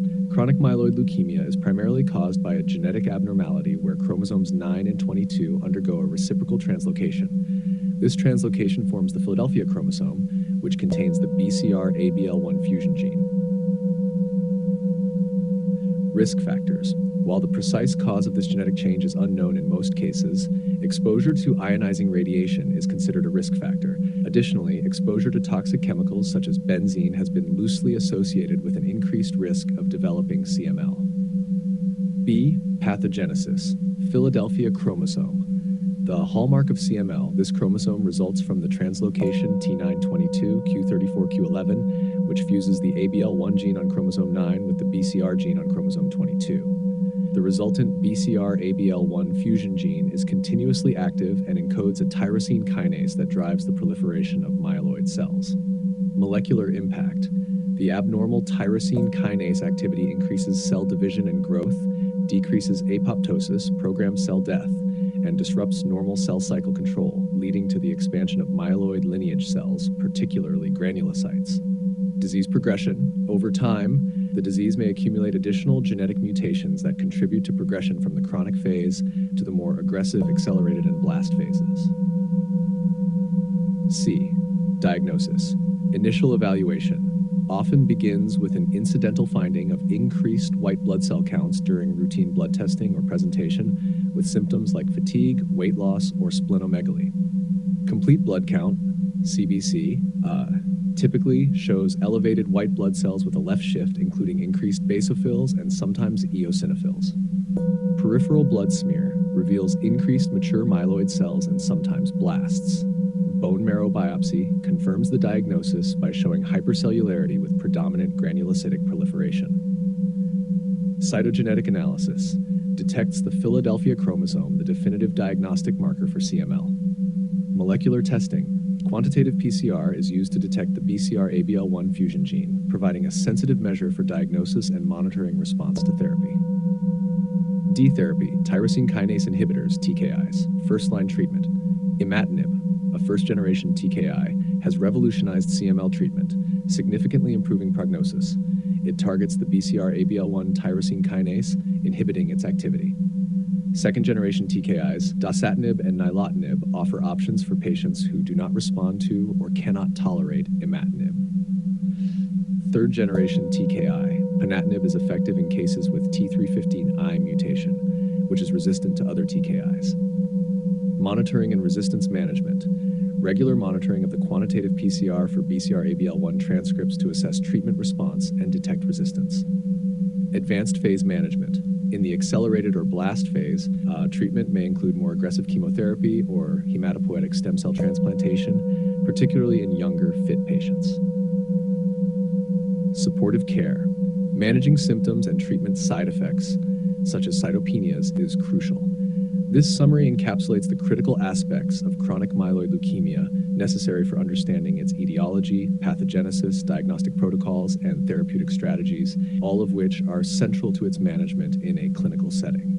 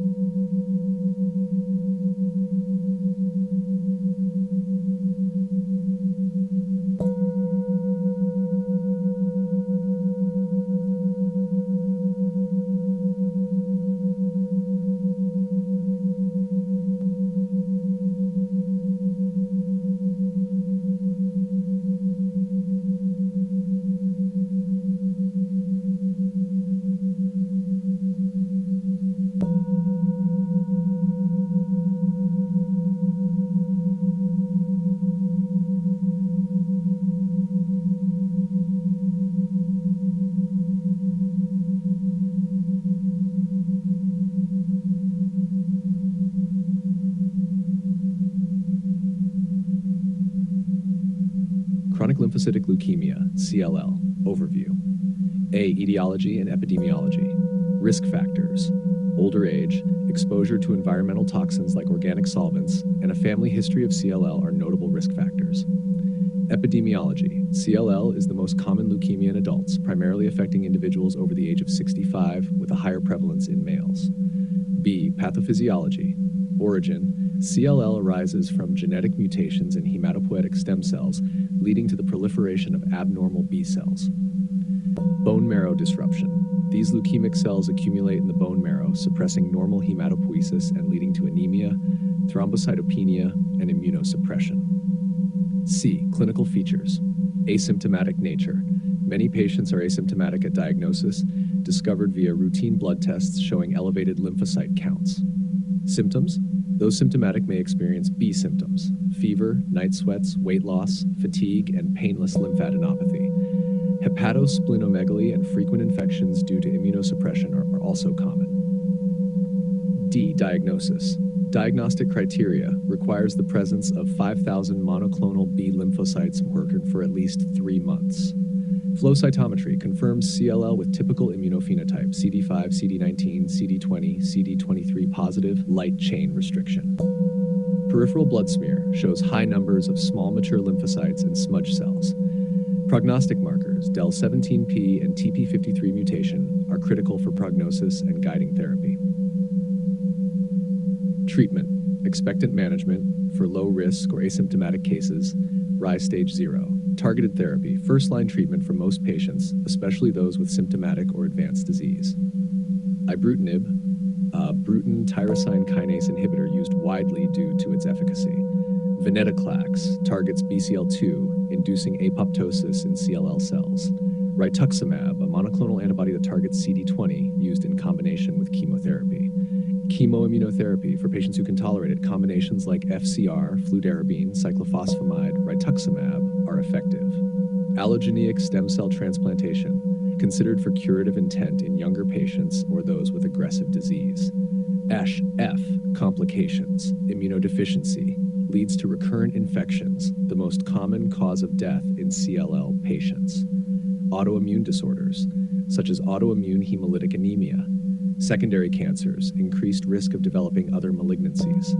Transformation to high-grade lymphoma, known as Richter's transformation, occurs in a minority of cases and is associated with a poor prognosis. G. Prognosis. Prognostic indicators. Advanced age, high RISE stage, presence of del17p or TP53 mutation, Unmutated IgHV genes and elevated beta-2 microglobulin are associated with poorer outcomes.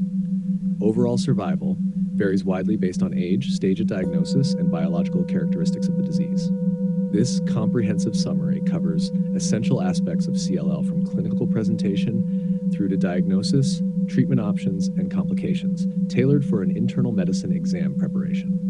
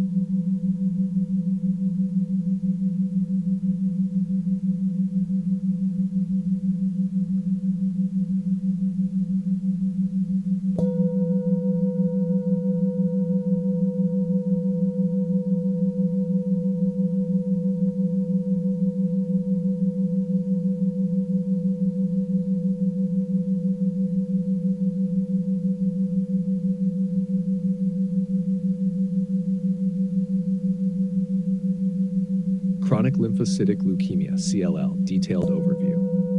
A. Epidemiology. Prevalence.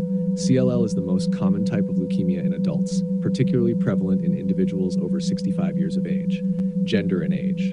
More common in males than females with a ratio of approximately 2.1. The median age at diagnosis is 70 to 72 years. Incidence. The incidence increases with age, making it predominantly a disease of the elderly. B. Classification Ray staging system. CLL is classified into different stages based on clinical findings, which help to determine the disease progression and guide treatment strategies. Stage 0, low risk, isolated lymphocytosis, 5,000 B lymphocytes part mingomedicorb. Stage 1, intermediate risk, lymphocytosis plus lymphadenopathy. Stage 2, lymphocytosis plus splenomegaly or hepatomegaly. Stage 3, high risk, lymphocytosis plus anemia, HB 11 grams per deciliter. Stage 4, lymphocytosis plus thrombocytopenia, platelets 100,000 millimeter PS. C prognosis, prognostic factors. Factors influencing prognosis include the genetic and molecular characteristics of the leukemia cells. Negative indicators, deletion 17p, 17p, TP53 mutation, and unmutated IgHV gene status are associated with a poorer prognosis. Rise stage. Higher rise stages are linked to worse outcomes. Markers. Elevated beta-2 microglobulin and LDH levels also indicate a more aggressive disease. Survival rates vary significantly based on stage at diagnosis and molecular characteristics. Patients with low risk factors can have near normal life expectancy, whereas high risk features may lead to significantly shorter survival. Participant management. Patients with early stage or asymptomatic CLL, rise stage 0, are often monitored without immediate treatment. Pharmacological treatments. Advances in targeted therapy have significantly improved outcomes. Ibrutinib, a Bruton's tyrosine kinase inhibitor, effective across all stages of CLL. Venetoclax targets BCL2, an important protein helping CLL cells to survive longer than they should. Rituximab, a monoclonal antibody against CD20, used in combination with chemotherapy for more aggressive cases. Chemoimmunotherapy, fludarabine, cyclophosphamide, and rituximab, FCR, is a common combination for patients who require treatment and can tolerate this regimen. Allogeneic stem cell transplantation, considered for younger patients or those with a poor prognosis due to high-risk genetic features. It is the only potentially curative treatment, but is used selectively due to the high risk of complications. Summary. Chronic lymphocytic leukemia typically presents in older adults and is often detected incidentally during routine blood tests. The prognosis depends significantly on genetic abnormalities and the clinical stage, with targeted therapies offering effective treatment options for managing symptoms and prolonging life.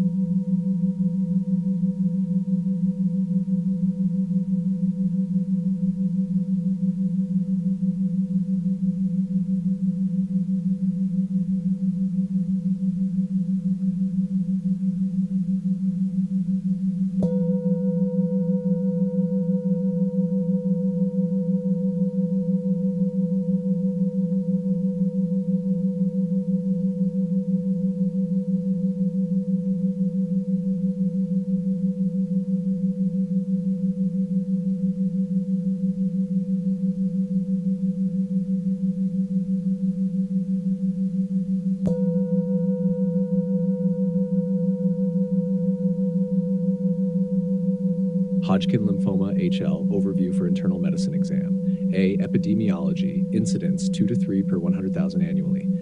Age distribution, bimodal peaks at ages 25 to 30 and 50 to 70. Sex, slightly more common in males except in nodular sclerosing HL cycles common. B.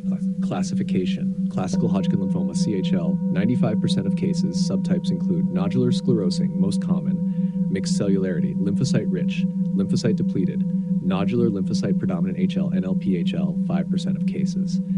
C. Clinical features, symptoms, painless lymphadenopathy, hepatosplenomegaly, B symptoms, fever, night sweats, 10% weight loss over 6 months. Specific signs, Pell-Epstein fevers, alcohol-induced pain in lymph nodes, pruritus. D. Diagnosis, biopsy, excisional biopsy of lymph nodes showing Reed-Sternberg cells. Staging, Lugano classification, stages to 4 based on lymph node involvement, presence of B symptoms and extranodal extension. Imaging, PET-CT scan for staging and assessment of therapy response. Her E. Prognostic factors, high risk, elevated ESR, LDH, B symptoms, 3 lymph node areas involved, extranodal sites, bulky disease, age day 50. International Prognostic Score IPS used for advanced stage HL. Factors include hypoalbuminemia, hemoglobin level, age, WBC, lymphocyte count. F. Treatment. F. Chemotherapy, ABVD regimen, doxorubicin, bleomycin, vinblastine, dacarbazine for most stages. Alternatives for high-risk or refractory HL, Stanford V includes doxorubicin, vinblastine, meclorethamine, etoposide, and others. BCOP includes bleomycin, etoposide, adriamycin, cyclophosphamide, vincristine, procarbazine, and prednisone. Radiation therapy, often combined with chemotherapy in early stage or localized disease. Stem cell transplantation, considered for relapsed or refractory HL after high-dose chemotherapy. G. Long-term management and secondary prevention. Follow-up, regular monitoring for disease recurrence, especially in the first 5 years post-treatment. Screening. Regular screenings for late effects of treatment, including secondary cancers, e.g. breast, lung. High yield points for internal medicine exam. Pathognomonic features, presence of Reed-Sternberg cells in lymph node biopsies. Specific treatment regimens, familiarity with ABVD and its components as the first-line treatment. Staging importance, understanding the Lugano classification and its impact on treatment choices and prognosis. Prognostic scoring, IPS for assessing prognosis in advanced HL, focusing on specific clinical and laboratory parameters. This comprehensive view of Hodgkin lymphoma covers critical aspects for diagnosis, staging, and treatment, which are essential for the internal medicine board exam.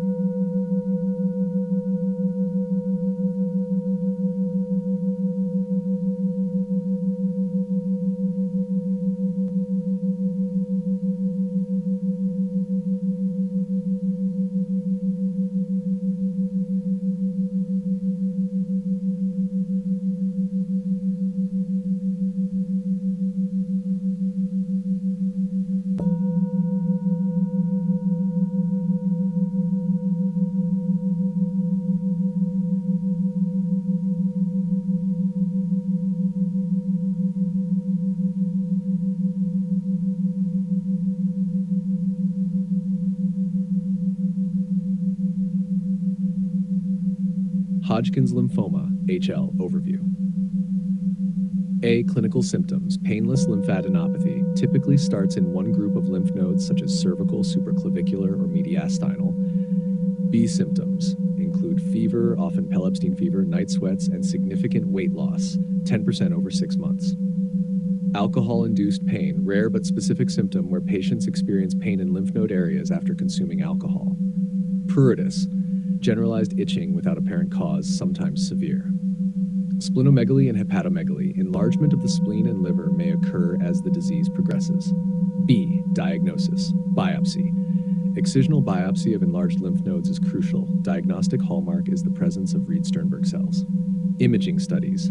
PET-CT scan is essential for staging and assessing the spread of disease. Blood tests may show anemia, elevated ESR, eosinophilia, and occasionally lymphopenia or leukocytosis. C. Treatment chemotherapy, ABVD regimen, doxorubicin, bleomycin, vinblastine, decarbazine is standard for most stages. Advanced stage or high-risk patients may receive escalated BCOP or Stanford regimens. Radiation therapy, often used in conjunction with chemotherapy, particularly for localized stages of HL. Stem cell transplant, employed in cases of relapsed or refractory HL following high-dose chemotherapy.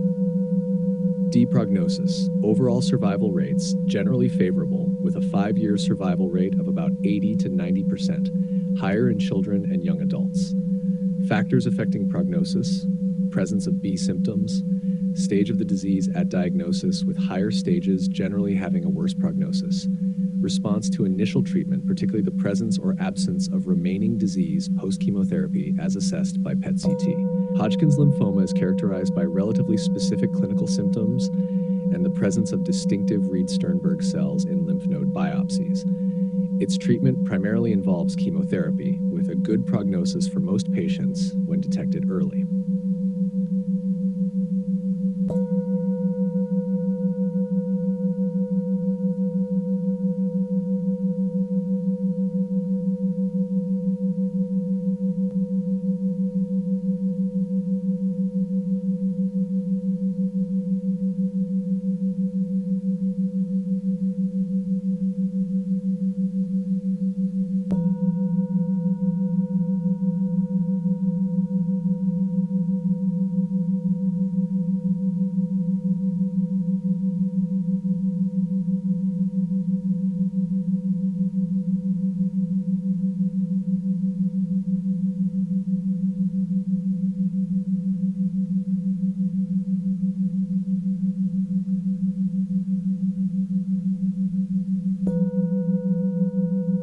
Disseminated intravascular coagulation, DIC, overview. A. Clinical features: bleeding symptoms, purpura, petechiae, ecchymoses, mucosal bleeding and oozing from vascular access sites, thrombotic complications, microangiopathic hemolytic anemia, acute renal failure, and digital ischemia. Organ dysfunction manifests as shock, acute respiratory distress syndrome, ARDS, and acute liver failure.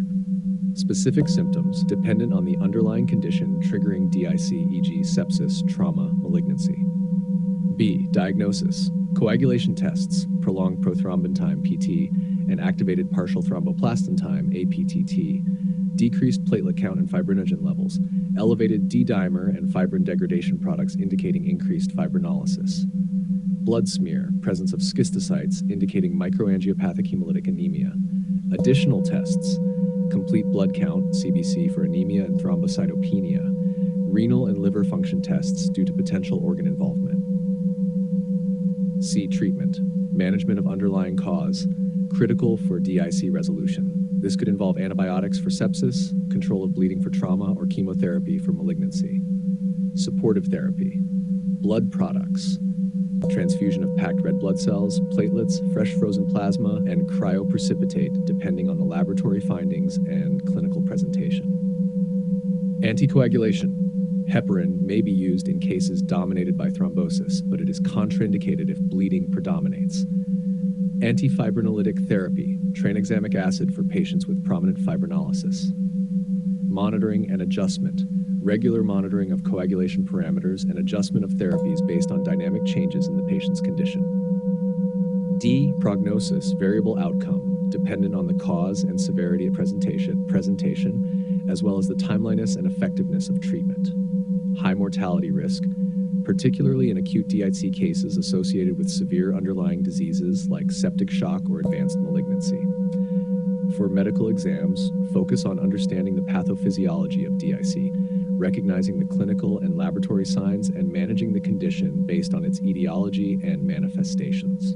Key drugs to remember include anticoagulants, e.g. heparin, antifibrinolytics, e.g. tranexamic acid, and components of supportive blood product therapy.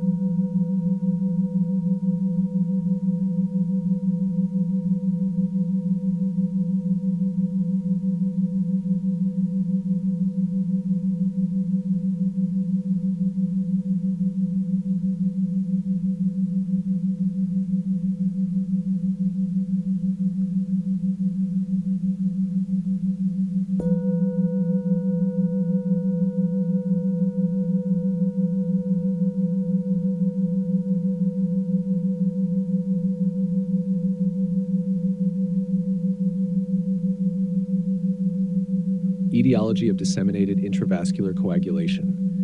DA is a secondary condition resulting from various underlying disorders that trigger widespread activation of the clotting cascade. Here are the primary causes. 1. Infections, particularly sepsis, where gram-negative bacterial infections are notable triggers due to endotoxins that activate coagulation pathways. 2. Trauma, including severe physical injury, burns, and brain injuries that release tissue factor and other procoagulant substances into circulation. 3. Malignancy. Certain cancers, especially acute promyelocytic leukemia, APL, and metastatic cancers can release cancer procoagulants that activate clotting. 4. Obstetric complications. Conditions like amniotic fluid embolism, preeclampsia, and HELP syndrome, hemolysis, elevated liver enzymes, low platelet count can precipitate DIC. 5. Major surgery, especially surgeries involving extensive tissue damage or those that are prolonged. 6. Severe hepatic disease, such as acute liver failure where the production of coagulation and anticoagulation factors is impaired. 7. Massive hemorrhage and massive transfusions. These can lead to dilutional coagulopathy, further exacerbating the DIC process. Treatment of disseminated intravascular coagulation. The management of DIC is complex and multifaceted, focusing primarily on treating the underlying cause while managing the coagulation abnormalities. 1. Address the underlying cause.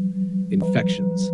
Administration of appropriate antibiotics and source control, e.g. drainage of an abscess. Malignancy. Chemotherapy, radiation, or surgical interventions to treat the cancer. Trauma. Stabilization of the patient, control of bleeding, and surgical interventions as necessary. Obstetric issues. Delivery of the fetus in cases of complications like preeclampsia or HELP syndrome. 2. Supportive care. Blood products, packed red blood cells, PRBCs for anemia, platelets if the count is dangerously low, fresh frozen plasma, FFP to replenish coagulation factors, cryoprecipitate to raise fibrinogen levels. Anticoagulation. Heparin may be used in some chronic or low-grade DIC scenarios where thrombosis predominates, but it must be used cautiously to avoid exacerbating bleeding. Antifibrinolytic therapy. Tranexamic acid may be used to inhibit hyperfibrinolysis in cases where excessive bleeding is a prominent feature. 3. Monitoring and adjustments. Regular monitoring of hemodynamic status, coagulation parameters, PT, APTT, fibrinogen, platelet count, and organ function is crucial to adjust therapy as needed and to manage complications. The treatment approach depends significantly on whether the clinical presentation of DIC is more thrombotic or hemorrhagic. The interdisciplinary involvement of specialists in hematology, critical care, and other relevant fields is essential for optimal management.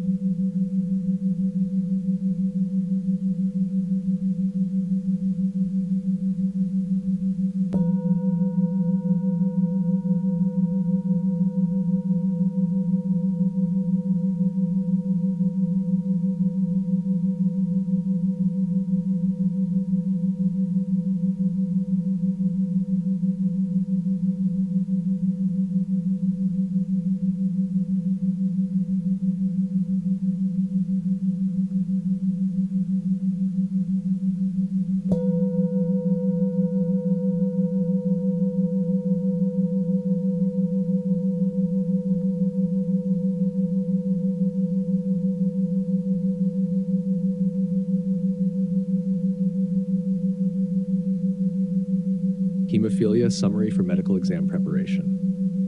Etiology. Hemophilia is primarily an inherited disorder, classified based on the deficiency of specific clotting factors. Hemophilia A, factor VIII deficiency. Hemophilia B, factor IX deficiency. Hemophilia C, factor XYM deficiency, rare, autosomal recessive, common in Ashkenazi Jews. Clinical features. Common symptoms include hemarthrosis, bleeding into joints, muscle hematomas, and mucosal bleeding. Severe forms may lead to spontaneous bleeding. Hemarthrosis frequently affects knees, ankles, and elbows, potentially leading to chronic arthropathy and joint destruction. Severity of symptoms correlates with the level of clotting factor activity. Severe hemophilia, 1% factor activity, frequent spontaneous bleeding. Moderate hemophilia, 1 to 5% activity, bleeding occurs with minor trauma. Mild hemophilia, 5 to 50% activity, bleeding typically post-trauma or surgery.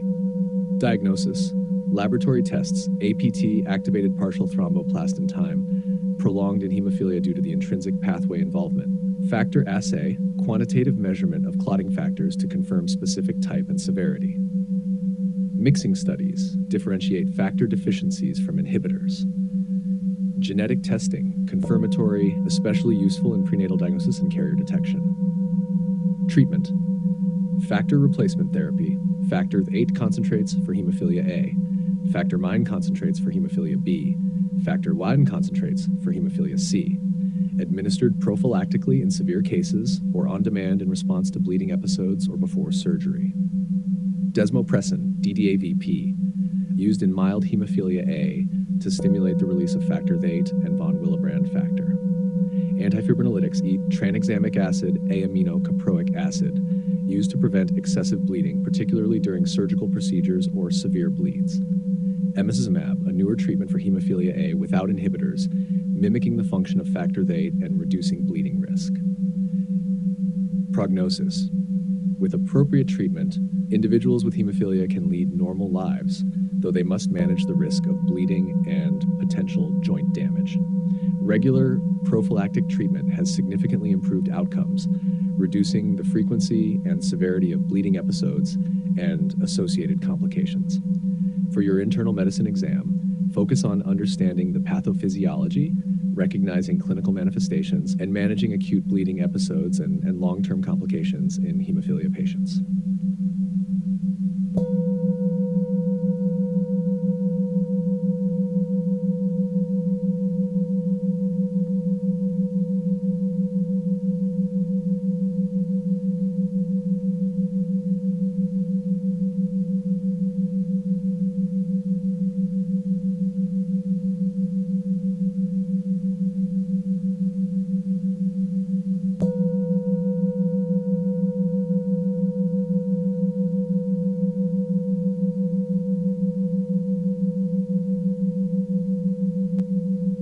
Tactor, hemophilia, overview for medical exam preparation. Etiology, hemophilia is a genetic disorder characterized by a deficiency in the proteins needed for blood clotting. Types, hemophilia A, factor VIII deficiency, most common, accounts for about 80% of cases. Hemophilia B, factor IX deficiency, second most common. Hemophilia C, factors I deficiency, rare and usually mild, most common in Ashkenazi Jewish population. It is primarily inherited through an X-linked recessive pattern affecting predominantly males. Females are typically carriers who may exhibit mild symptoms. Classification, based on severity, based on the level of clotting factor activity. Severe, 1% of normal clotting factor activity. Frequent spontaneous bleeding episodes. Moderate, 1 to 5% of normal activity. Bleeding occurs with minor injuries. Mild, 5 to 50% of normal activity. Bleeding usually occurs only after significant trauma or surgery. Complications, hemarthrosis, repeated bleeding into joints leading to joint destruction and arthropathy. Intracranial hemorrhage, a severe complication that can occur spontaneously or from minor trauma. Muscle hematomas can lead to compartment syndrome. Excessive bleeding, this can occur after minor operations or dental procedures if not properly managed. Chronic pain and reduced mobility due to joint damage, hemophilic arthropathy. Treatment, factor replacement therapy, regular infusions of the deficient clotting factor to prevent or treat bleeding episodes. Factor VIII concentrates for hemophilia A, factor IX concentrates for hemophilia B. Desmopressin, DDAVP, effective in some patients with mild hemophilia A to stimulate the release of stored factor VIII. Antifibrinolytics such as tranexamic acid or N-aminocaproic acid used to prevent bleeding during surgical procedures or after injuries. Emicizumab, a bispecific monoclonal antibody used in hemophilia A patients, especially those with inhibitors to factor VIII, as it bridges factor IX and X to restore the function of missing factor VIII. Gene therapy, emerging treatments aimed at providing long-term cure by correcting the genetic defect causing hemophilia. For exam preparation, focus on understanding the pathophysiology of hemophilia, the indications for each type of treatment, and the management strategies for preventing and addressing the complications associated with the disease.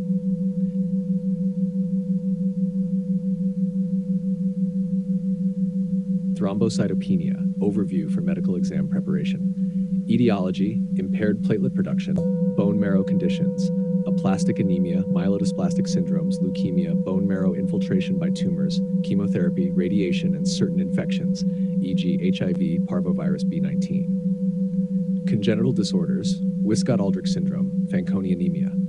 Nutritional deficiencies, vitamin B12, folate. Increased platelet destruction or consumption. Immune-mediated, immune thrombocytopenia ITP, drug-induced, heparin-induced thrombocytopenia, het, vancomycin, linezolid, systemic lupus erythematosus, SLE. Non-immune, disseminated intravascular coagulation, DIC, thrombotic thrombocytopenic purpura, TTP, hemolytic uremic syndrome. Mechanical, artificial heart valves, extracorporeal circuits. Clinical features, symptomatology varies with platelet count. Mild thrombocytopenia, 50,000 milliliters, often asymptomatic, may bleed excessively after trauma or surgery. Moderate thrombocytopenia, 20,000 to 50,000 per millimeter, increased bruising, petechiae, prolonged bleeding from cuts. Severe thrombocytopenia, 20,000 millimeters, spontaneous bleeding, mucosal bleeds, potentially serious internal bleeding. Diagnosis, initial assessment, complete blood count, CBC, peripheral blood smear to rule out pseudothrombocytopenia, coagulation profile. Further testing, bone marrow examination, if bone marrow pathology is suspected. Assay for specific antigens, antiplatelet antibodies in cases of suspected immune-mediated causes. Viral serologies, HIV, hepatitis C, and other relevant infections. Special tests, ADAMES13 enzyme activity for suspected TTP, heparin platelet factor 4 antibodies for HIT. Treatment, general approach, treat the underlying cause and manage bleeding risks. Platelet transfusion, reserved for severe thrombocytopenia with active bleeding or before surgery. Corticosteroids and IVIG, used primarily for immune-mediated causes like ITP. Rituximab, for refractory cases of immune-mediated thrombocytopenia. Other specific treatments, heparin discontinuation and direct thrombin inhibitors for HIT, plasma exchange for TTP, L-trombopag and romoplastim, thrombopoietin receptor agonists for chronic ITP. High yield points. Thrombocytopenia is defined as a platelet count 150,000 per millimeter. Clinical severity is often proportional to the degree of thrombocytopenia. The presence of giant platelets or schistocytes on a blood smear can guide diagnosis towards specific causes. Understanding the underlying mechanism is crucial for effective management, particularly distinguishing between decreased production versus increased destruction, consumption. Empiric treatments such as corticosteroids or IVIG should be considered while awaiting definitive diagnostic testing in cases presenting with severe thrombocytopenia and bleeding. This outline should provide a structured approach for studying thrombocytopenia, addressing the most critical aspects needed for clinical practice and exam preparation.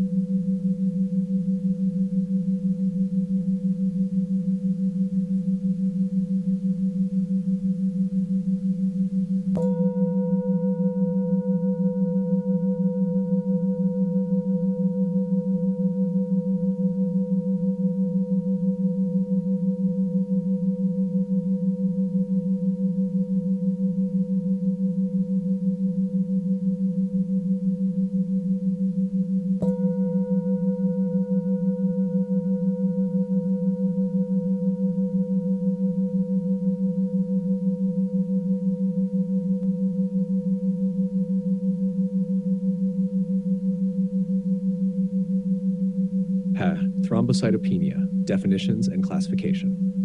Definition of thrombocytopenia. Thrombocytopenia is defined as a platelet count lower than the normal range, typically less than 150,000 platelets per microliter of blood. This condition indicates an abnormal decrease in the number of platelets, which are crucial for blood clotting and stopping bleeding. Classification of thrombocytopenia. Thrombocytopenia can be classified based on the severity of platelet count reduction, the mechanism of platelet reduction, or the duration of the condition. 1. Based on platelet count, mild thrombocytopenia, platelet counts ranging from 100,000 to 150,000 Rutherford-Bachmüller. Moderate thrombocytopenia, platelet counts from 50,000 to 99,999 Wiener. Severe thrombocytopenia, platelet counts less than 50,000 microliters. Very severe thrombocytopenia, platelet counts less than 20,000 microliters, often associated with spontaneous bleeding. 2. Based on mechanism, decreased platelet production due to bone marrow disorders such as aplastic anemia, leukemia, myelodysplastic syndromes, or the effect of drugs and radiation. Increased platelet destruction includes immune causes like immune thrombocytopenia, ITP, or drug-induced thrombocytopenia, and non-immune causes such as thrombotic thrombocytopenic purpura, TTP, hemolytic uremic syndrome, HUS, or disseminated intravascular coagulation, DI. Sequestration due to splenomegaly, where a large proportion of platelets are sequestered in the spleen. Dilutional thrombocytopenia occurs following massive transfusions where the relative number of circulating platelets decreases due to a large volume of transfused blood products. 3. Based on duration, acute thrombocytopenia develops suddenly and is usually of short duration, commonly associated with drug reactions, infections, or acute illnesses. Chronic thrombocytopenia persists for months to years and is typically associated with underlying chronic conditions such as liver disease, chronic bone marrow pathologies, or chronic ITP. Understanding these classifications helps in diagnosing the underlying causes of thrombocytopenia, guiding treatment, and predicting the risk of bleeding, which is critical for managing patients effectively.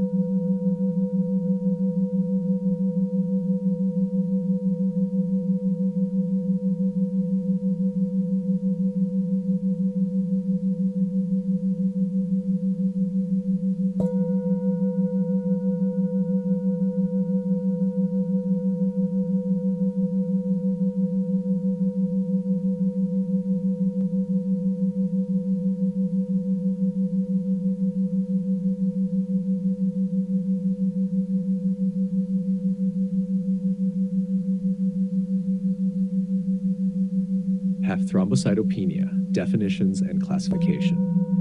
Definition: thrombocytopenia is defined as a blood platelet count below the normal lower limit, generally less than 150,000 platelets per microliter of blood. It is not a disease in itself, but rather a clinical sign that may result from various underlying conditions. Classification of thrombocytopenia: 1. By severity. Mild, platelet counts between 100,000 to 150,000 micromolars, usually asymptomatic and may not require treatment. Moderate, counts between 50,000 to 99,999 milars, may lead to prolonged bleeding and requires cautious management.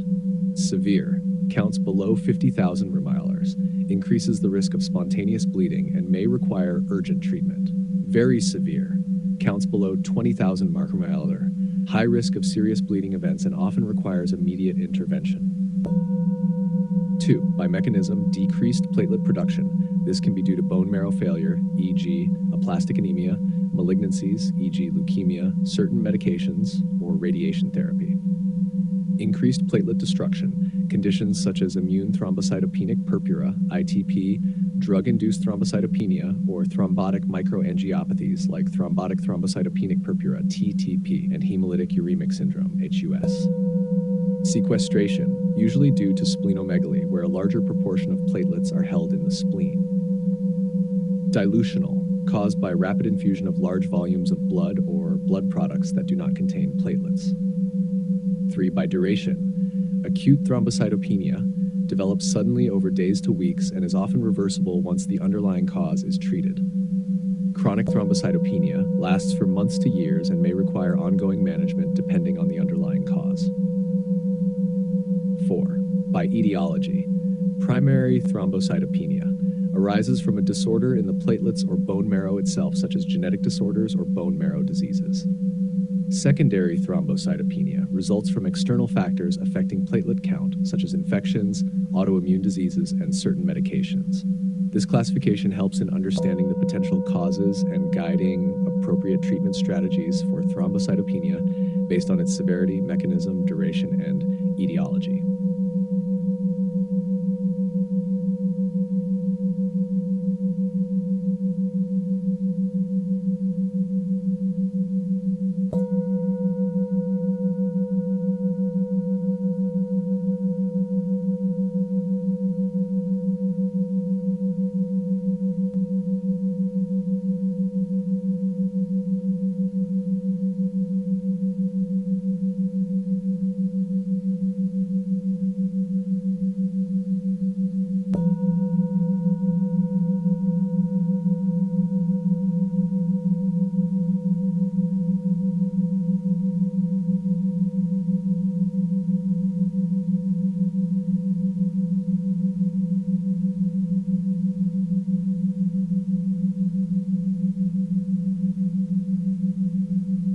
Transfusion, summary for medical exams.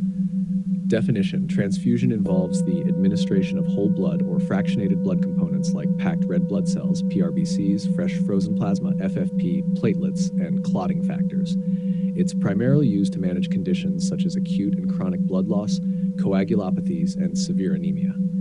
Classification of blood products. 1. PRBCs, used to increase hemoglobin levels and improve oxygen delivery to tissues. Indications include significant blood loss, symptomatic anemia, and hemodynamic instability. 2. FFP contains all clotting factors and is used to correct coagulopathies or to provide plasma proteins in patients undergoing massive transfusion. 3. Platelets, administered to prevent or treat bleeding associated with thrombocytopenia or dysfunctional platelets. 4. Cryoprecipitate, rich in specific clotting factors like fibrinogen, factor VIII, and von Willebrand factor, used in conditions like DIC, hemophilia A, or fibrinogen deficiency. Blood typing systems. ABO system determines compatibility based on the presence of A and B antigens on RBCs and corresponding antibodies in the plasma. RH system focuses on the presence or absence of the RAD antigen, critical in transfusion medicine and pregnancy to prevent RH disease. Pre-transfusion testing, essential to prevent hemolytic transfusion reactions, includes blood typing, antibody screening, and compatibility testing, cross-matching. Emergency situations may require the use of uncross-matched type O negative blood or type-specific blood without full cross-matching. Transfusion indications, based on clinical criteria like hemoglobin levels, symptoms of anemia, blood loss, and hemodynamic status. Specific triggers and thresholds depend on the patient's overall health, presence of comorbidities, and the clinical scenario. Transfusion safety measures, rigorous testing for infectious agents in donor blood, leukoreduction to decrease the risk of febrile non-hemolytic transfusion reactions and transmission of infections. Irradiation of blood products to prevent transfusion-associated graft versus host disease. Common drugs and their indications in transfusion. Desmopressin, used in mild hemophilia A and some cases of von Willebrand disease to raise factor VIII levels. Antifibrinolytics, e.g. tranexamic acid, used to prevent excessive bleeding in surgeries or in patients with bleeding disorders. Factor concentrates, like factor VIII and IN concentrates for hemophilia A and B, or prothrombin complex concentrates, PCC, for rapid reversal of warfarin. Monitoring and management of transfusion reactions. Continuous monitoring during transfusion is essential to identify adverse reactions early. Management strategies depend on the type of reaction, ranging from stopping the transfusion to treating anaphylactic reactions with epinephrine. This comprehensive overview provides a clear framework for understanding transfusion practices, essential for medical professionals managing patients requiring blood products.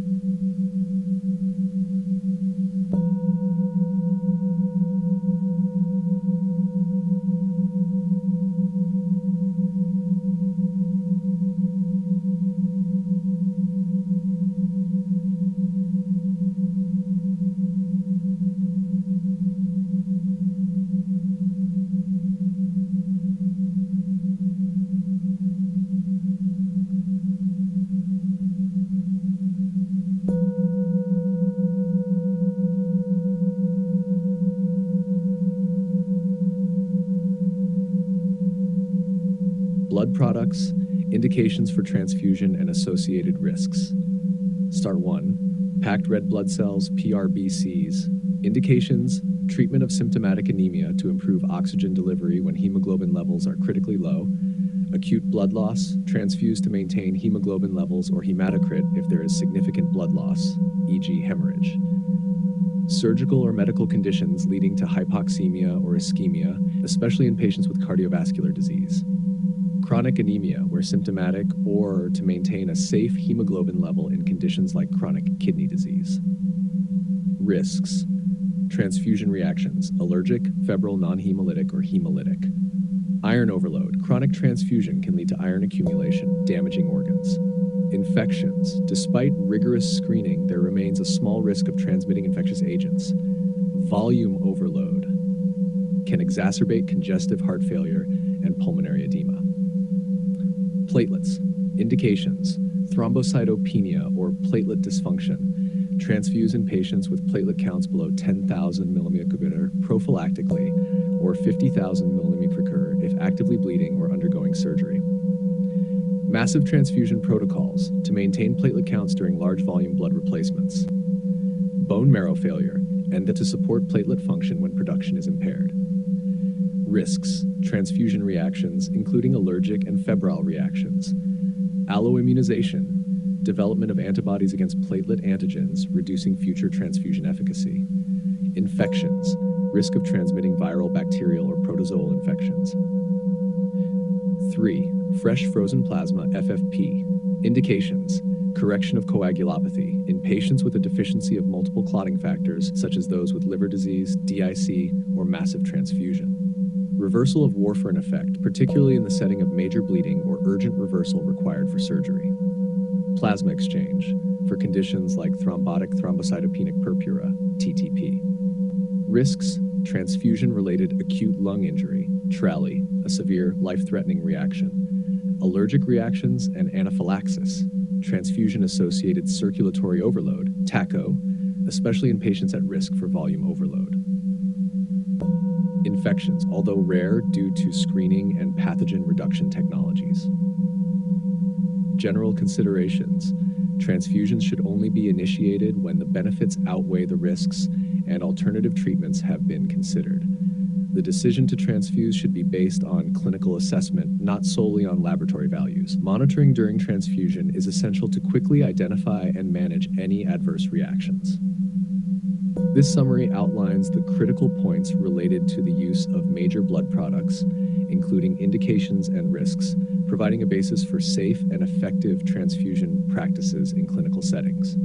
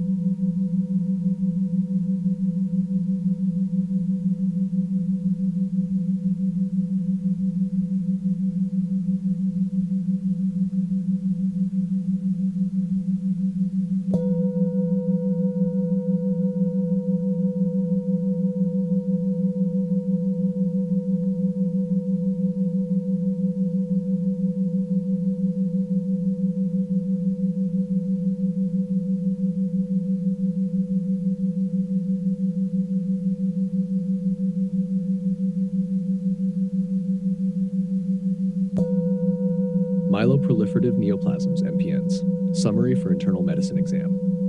Classification and general information. MPNs are characterized by the proliferation of normally developed hematopoietic stem cells.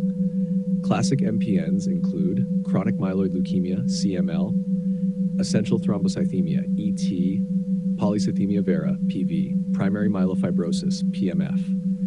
Less common types include chronic eosinophilic leukemia and chronic neutrophilic leukemia. Clinical features overlap significantly among different MPNs. Common symptoms include fatigue, hepatosplenomegaly, and thrombohemorrhagic events. Specific to each type, CML, marked leukocytosis, splenomegaly, ET, isolated thrombocytosis with potential for thrombosis and hemorrhage. PV, high red cell mass, often accompanied by elevated white cells and platelets. PMF, bone marrow fibrosis leading to anemia and splenomegaly due to extramedullary hematopoiesis. Diagnostic criteria: CML, presence of the Philadelphia chromosome BCR-ABL fusion gene.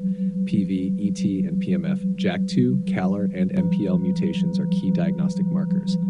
Common initial tests: CBC, peripheral blood smear, genetic testing.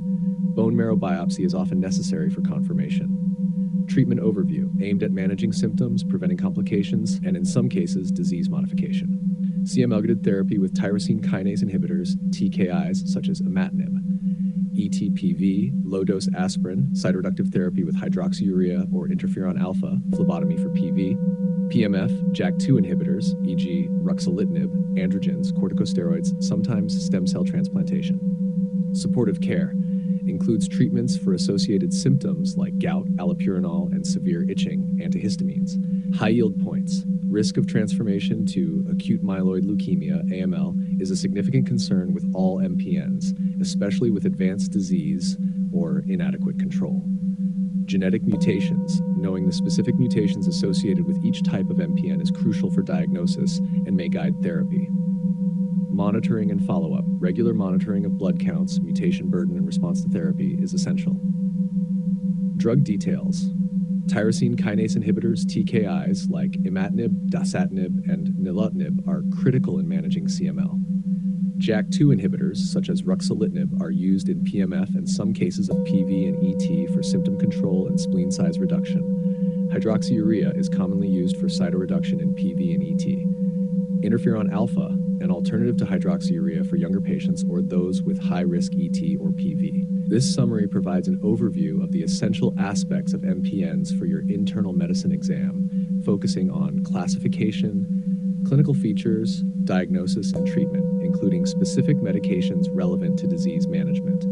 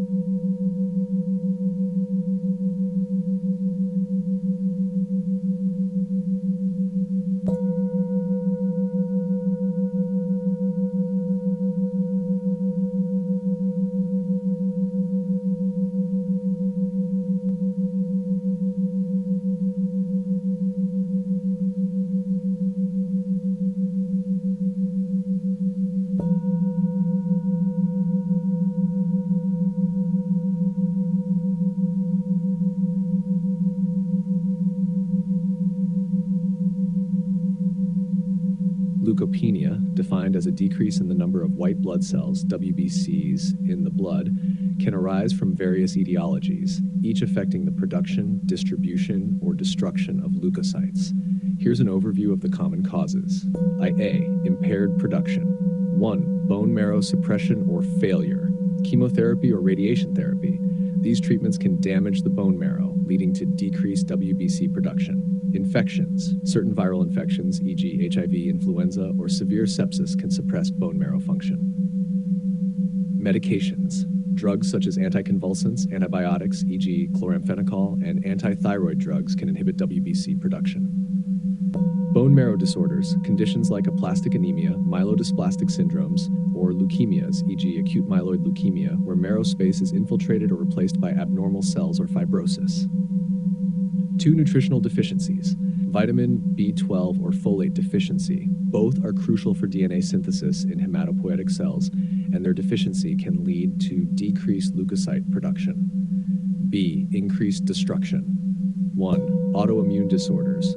Autoimmune neutropenia. The body produces antibodies against its own neutrophils, leading to their destruction. Systemic lupus erythematosus, LE, and other collagen vascular diseases can cause immune-mediated destruction of white cells. 2. Hypersplenism. An enlarged spleen due to various causes like cirrhosis, lymphomas, can sequester and destroy excessive numbers of leukocytes. C. Abnormal distribution. 1. Viral infections. Certain viral infections can cause transient shifts of leukocytes from the peripheral blood into tissue. D. Medications. Apart from causing bone marrow suppression, some drugs can lead to immune-mediated destruction of WBCs, e.g. penicillin causing drug-induced immune neutropenia. Other causes. 1. Genetic disorders. Certain congenital conditions like Kostman syndrome, congenital agranulocytosis, or cyclic neutropenia involve periodic drops in white blood cell counts. 2. Chronic diseases. Chronic diseases such as liver disease or renal failure can also lead to leukopenia.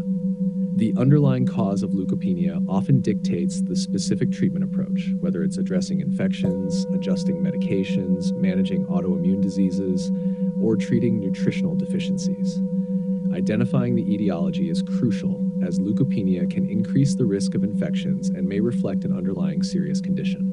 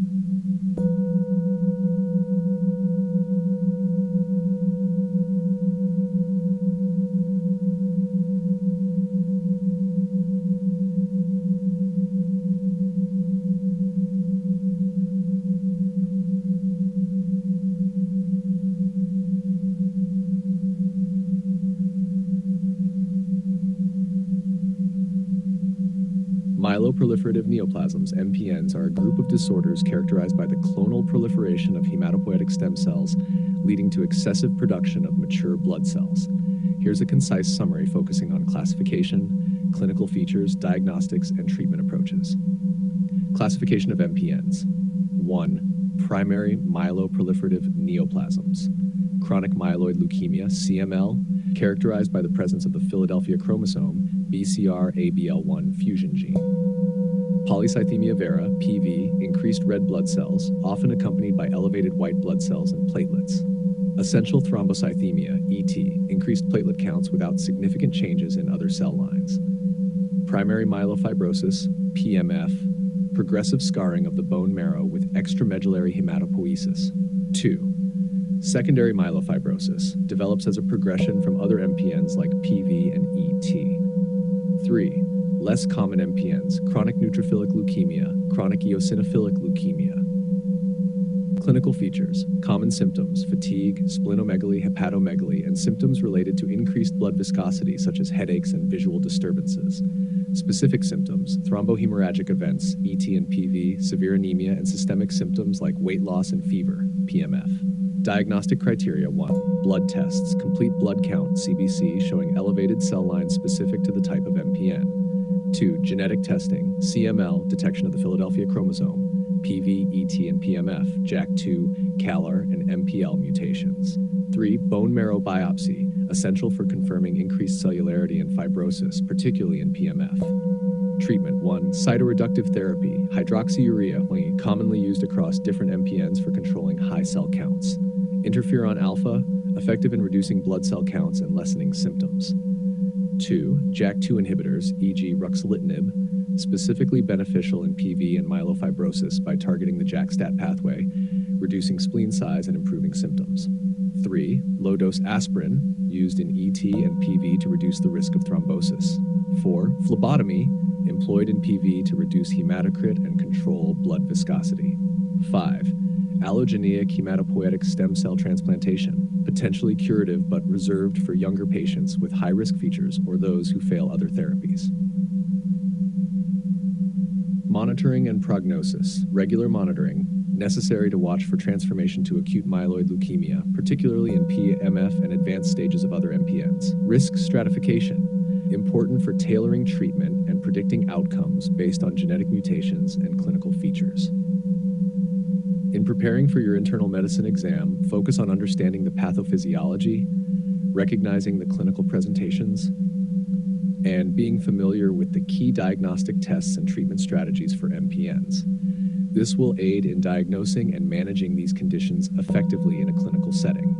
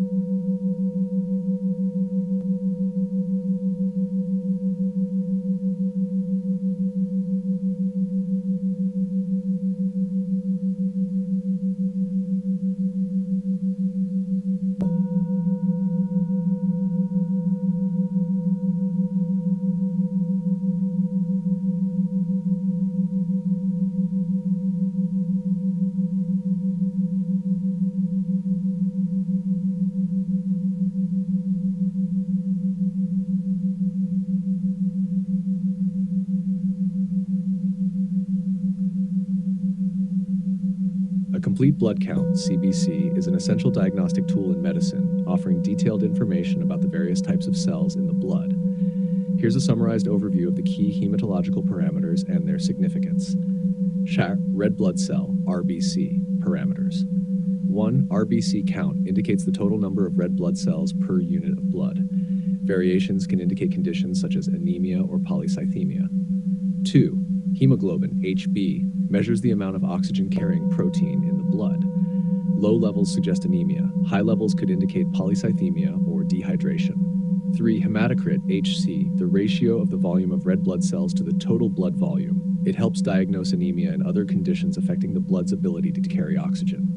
4. Mean corpuscular volume, MCV, average size of RBCs. High MCV indicates macrocytic anemia. Low MCV suggests microcytic anemia. 5. Mean corpuscular hemoglobin, MCH, average amount of hemoglobin per red blood cell. Variations help classify types of anemia. 6. Mean corpuscular hemoglobin concentration, average concentration of hemoglobin in a given volume of red blood cells, useful in diagnosing the cause of anemia. 7. RBC distribution width, RDW, variation in the size of RBCs. An increased RDW is seen in various types of anemia. 8. Reticulocyte count measures young, immature red blood cells. High counts indicate active red blood cell production. Low counts suggest inadequate RBC production. White blood cell WBC parameters. 1. WBC count, total number of white blood cells which are key to the body's immune response. High or low counts can indicate a variety of infectious or autoimmune diseases. 2. Neutrophils, lymphocytes, monocytes, eosinophils, and basophils. Different types of white blood cells, each with specific functions. Deviations in their counts can indicate infections, allergic reactions, and other medical conditions. Platelet parameters. 1. Platelet count. Number of platelets which are crucial for blood clotting. Low platelet count can lead to bleeding disorders. High count may increase the risk of thrombosis. Clinical application. Diagnosis of anemias. CBC can differentiate between microcytic, macrocytic, and normocytic anemias. Infection response. Elevated WBC counts often indicate an immune response to infection. Bleeding and clotting disorders. Platelet count and function are critical for diagnosing disorders like thrombocytopenia or thrombocytosis. Bone marrow function. CBC is crucial for assessing bone marrow function, especially in conditions like leukemia or after chemotherapy. In the context of internal medicine, understanding these parameters allows clinicians to diagnose, monitor, and manage a broad spectrum of diseases efficiently. This knowledge is crucial for guiding treatment decisions and monitoring therapy efficacy in patients with various hematological and systemic disorders.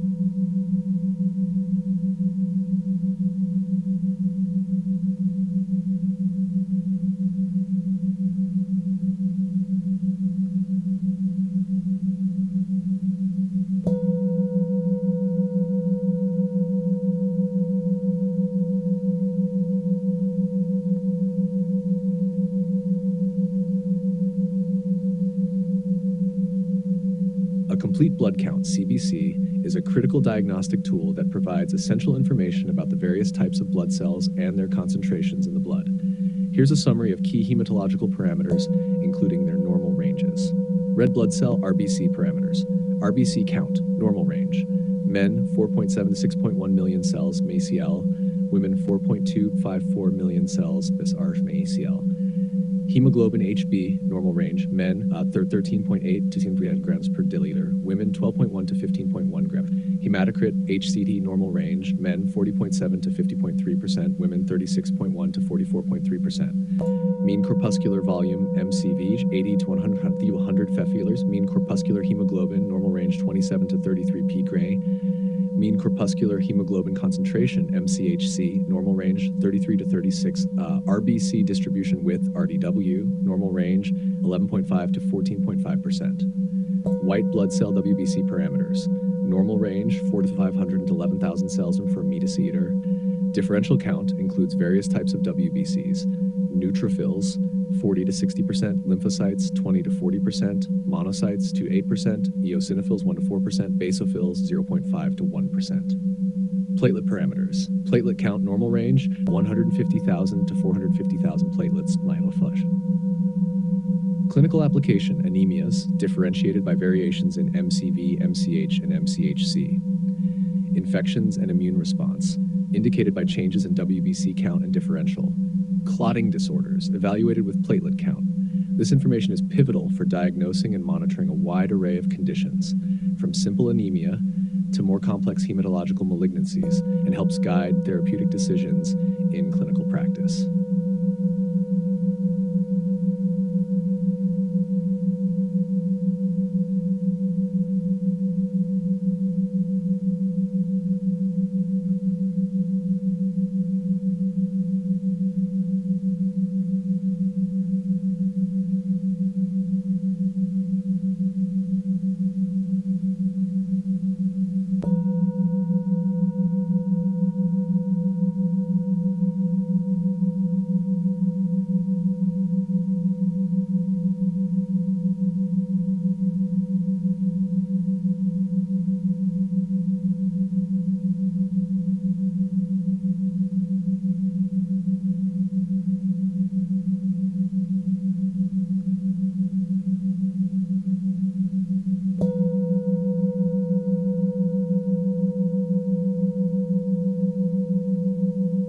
Eosinophilia is defined as an increase in the number of eosinophils in the blood, typically observed when the eosinophil count exceeds 500 cells per microliter. The condition can be caused by a variety of factors, broadly categorized into allergic reactions, infections, and other medical conditions, including neoplastic diseases. Here's a detailed breakdown. Allergic reactions, asthma, chronic inflammatory disease of the airways where eosinophils play a key role in inflammation and bronchial hyperreactivity. Allergic rhinitis, common allergic response to airborne allergens, often seasonal, with an increased eosinophil count as part of the immune response. Atopic dermatitis, eczema, a skin condition often characterized by itchy and inflamed skin where eosinophils can be involved in the inflammatory process. Drug allergies, certain medications can induce an eosinophilic response as part of an allergic reaction. Infections, parasitic infections, particularly those caused by helminths, e.g. roundworms, hookworms, and tapeworms. These infections often cause a significant increase in eosinophils, as they are part of the body's immune response to fight off these parasites. Fungal infections. Certain fungal infections can also lead to eosinophilia, especially those that are invasive or chronic, such as aspergillosis. Neoplastic diseases. Hodgkin's lymphoma. This type of cancer of the lymphatic system can cause eosinophilia. It's believed to result from cytokines produced by the cancer cells. Chronic myeloid leukemia, CML, and other myeloproliferative disorders. These diseases can involve increased production of eosinophils as part of the disease process. Autoimmune and inflammatory diseases. Eosinophilic esophagitis, an inflammatory condition of the esophagus predominantly triggered by food allergens, characterized by eosinophil infiltration into the esophagus. Eosinophilic granulomatosis with polyangiitis, formerly Churg-Strauss syndrome, a systemic autoimmune disease involving vasculitis affecting small to medium-sized vessels and associated with asthma and eosinophilia. Other causes: adrenal insufficiency. Eosinophilia can occur due to adrenal hormones' role in suppressing eosinophil action. Reduced adrenal function can lead to an increase in eosinophil counts. Hyper-IgE syndrome, Job's syndrome, a rare immunodeficiency disease characterized by high levels of serum IgE, eczema, and recurrent infections, often with a marked eosinophilia. Each of these causes involves a different pathophysiological mechanism leading to the proliferation or reduced clearance of eosinophils. Proper identification of the underlying cause is crucial for targeted management and treatment.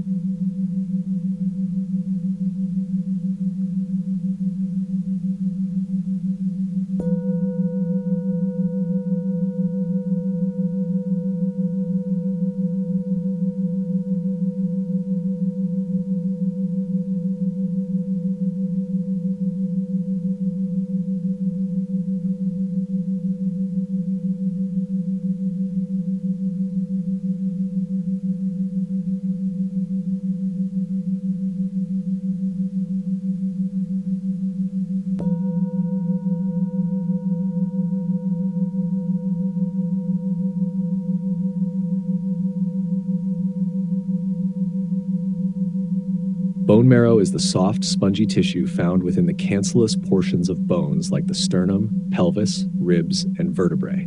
It plays a critical role in hematopoiesis, the process of producing blood cells, and acts as a filter for aging red blood cells while also housing various immune cells. Key aspects of bone marrow and hematopoiesis. 1. Types of bone marrow: red marrow. Location: found in flat bones and the metaphysis and epiphysis of long bones. Function: primarily responsible for hematopoiesis, can convert to yellow marrow under certain conditions like chronic anemia. Yellow marrow. Location: present in the shaft and diaphysis of long bones.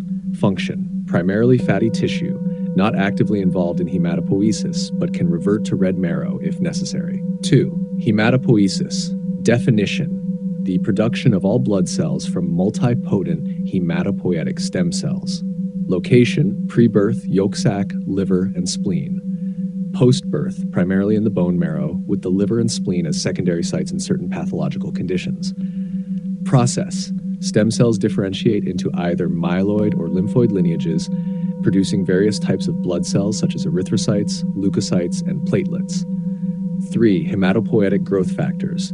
Stem cell factor, SCF, and erythropoietin, EPO, promote the growth and differentiation of various blood cell precursors. Granulocyte macrophage colony stimulating factor, GM-CSF, used therapeutically, e.g. sargramostim, to treat neutropenia from chemotherapy. Granulocyte colony stimulating factor, GCSF, such as filgrastim, used to promote neutrophil count recovery in conditions like chronic neutropenia and post-chemotherapy.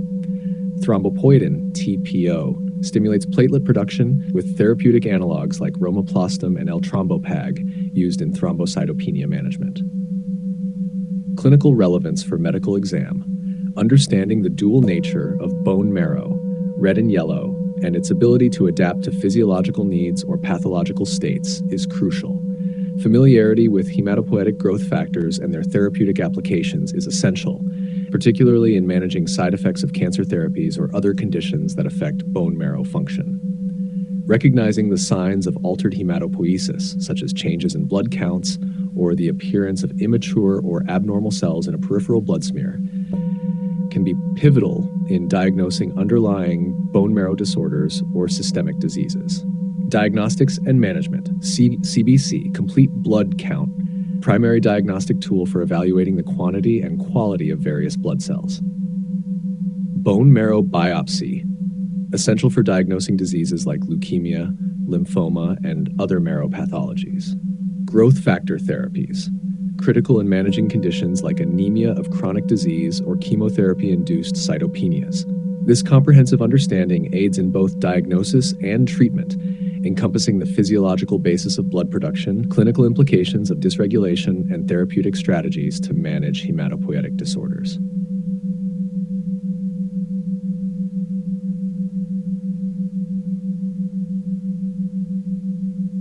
Bone marrow failure occurs when the marrow doesn't produce sufficient amounts of red blood cells, white blood cells, or platelets, which can manifest in various symptoms and arise from multiple causes. Symptoms of bone marrow failure. The symptoms of bone marrow failure are primarily due to deficiencies in blood cells. Anemia, low red blood cell count, leads to fatigue, weakness, pallor, and shortness of breath. Leukopenia, low white blood cell count, increases the risk of infections. Thrombocytopenia, low platelet count, causes easy bruising, bleeding gums, and excessive bleeding from cuts. Other symptoms might include fever and frequent infections due to a lack of neutrophils, a type of white blood cell. Petechiae, small red spots under the skin from bleeding, prolonged bleeding, and slow blood clotting. Etiology of bone marrow failure. Bone marrow failure can be acquired or inherited with various underlying causes. 1. Acquired causes. Autoimmune disorders. The immune system mistakenly attacks and destroys blood-forming cells in the bone marrow, e.g. in aplastic anemia. Infections. Certain viral infections, e.g. hepatitis, Epstein-Barr, HIV, can temporarily or permanently impair marrow function. Exposure to toxins and chemicals. Benzene and certain pesticides are known to suppress bone marrow function. Radiation and chemotherapy. These treatments can damage the bone marrow, although this is usually temporary. Idiopathic causes. In many cases, particularly in aplastic anemia, the cause of bone marrow failure is unknown. 2. Inherited causes. Fanconi anemia, a genetic disorder causing reduced production of all types of blood cells and is associated with physical abnormalities. Dyskeratosis congenita, characterized by defective telomere maintenance, leading to marrow failure, abnormal skin pigmentation, and nail dystrophy. Shwachman-Diamond syndrome, a rare congenital disorder characterized by exocrine pancreatic insufficiency, bone marrow dysfunction, and skeletal abnormalities. Diamond-Blackfan anemia, a congenital form of pure red cell aplasia where the bone marrow fails to produce red blood cells. Diagnosis and management. Diagnosing bone marrow failure typically involves complete blood count, CBC, to check levels of red cells, white cells, and platelets. Bone marrow biopsy, essential to examine the morphology and cellularity of the marrow. Cytogenetic analysis, to identify any genetic abnormalities. Tests for viral infections, to rule out infection-induced marrow failure. Management depends on the underlying cause, but may include immunosuppressive therapy, commonly used in aplastic anemia when no stem cell donor is available. Growth factor therapy, such as G-CSF for neutropenia, or erythropoietin for anemia. Bone marrow transplantation, the only curative treatment for many types of inherited and acquired marrow failures. Supportive care includes transfusions and antibiotics to manage symptoms and prevent complications. Understanding these aspects is crucial for diagnosis, management, and treatment of patients presenting with symptoms indicative of bone marrow failure.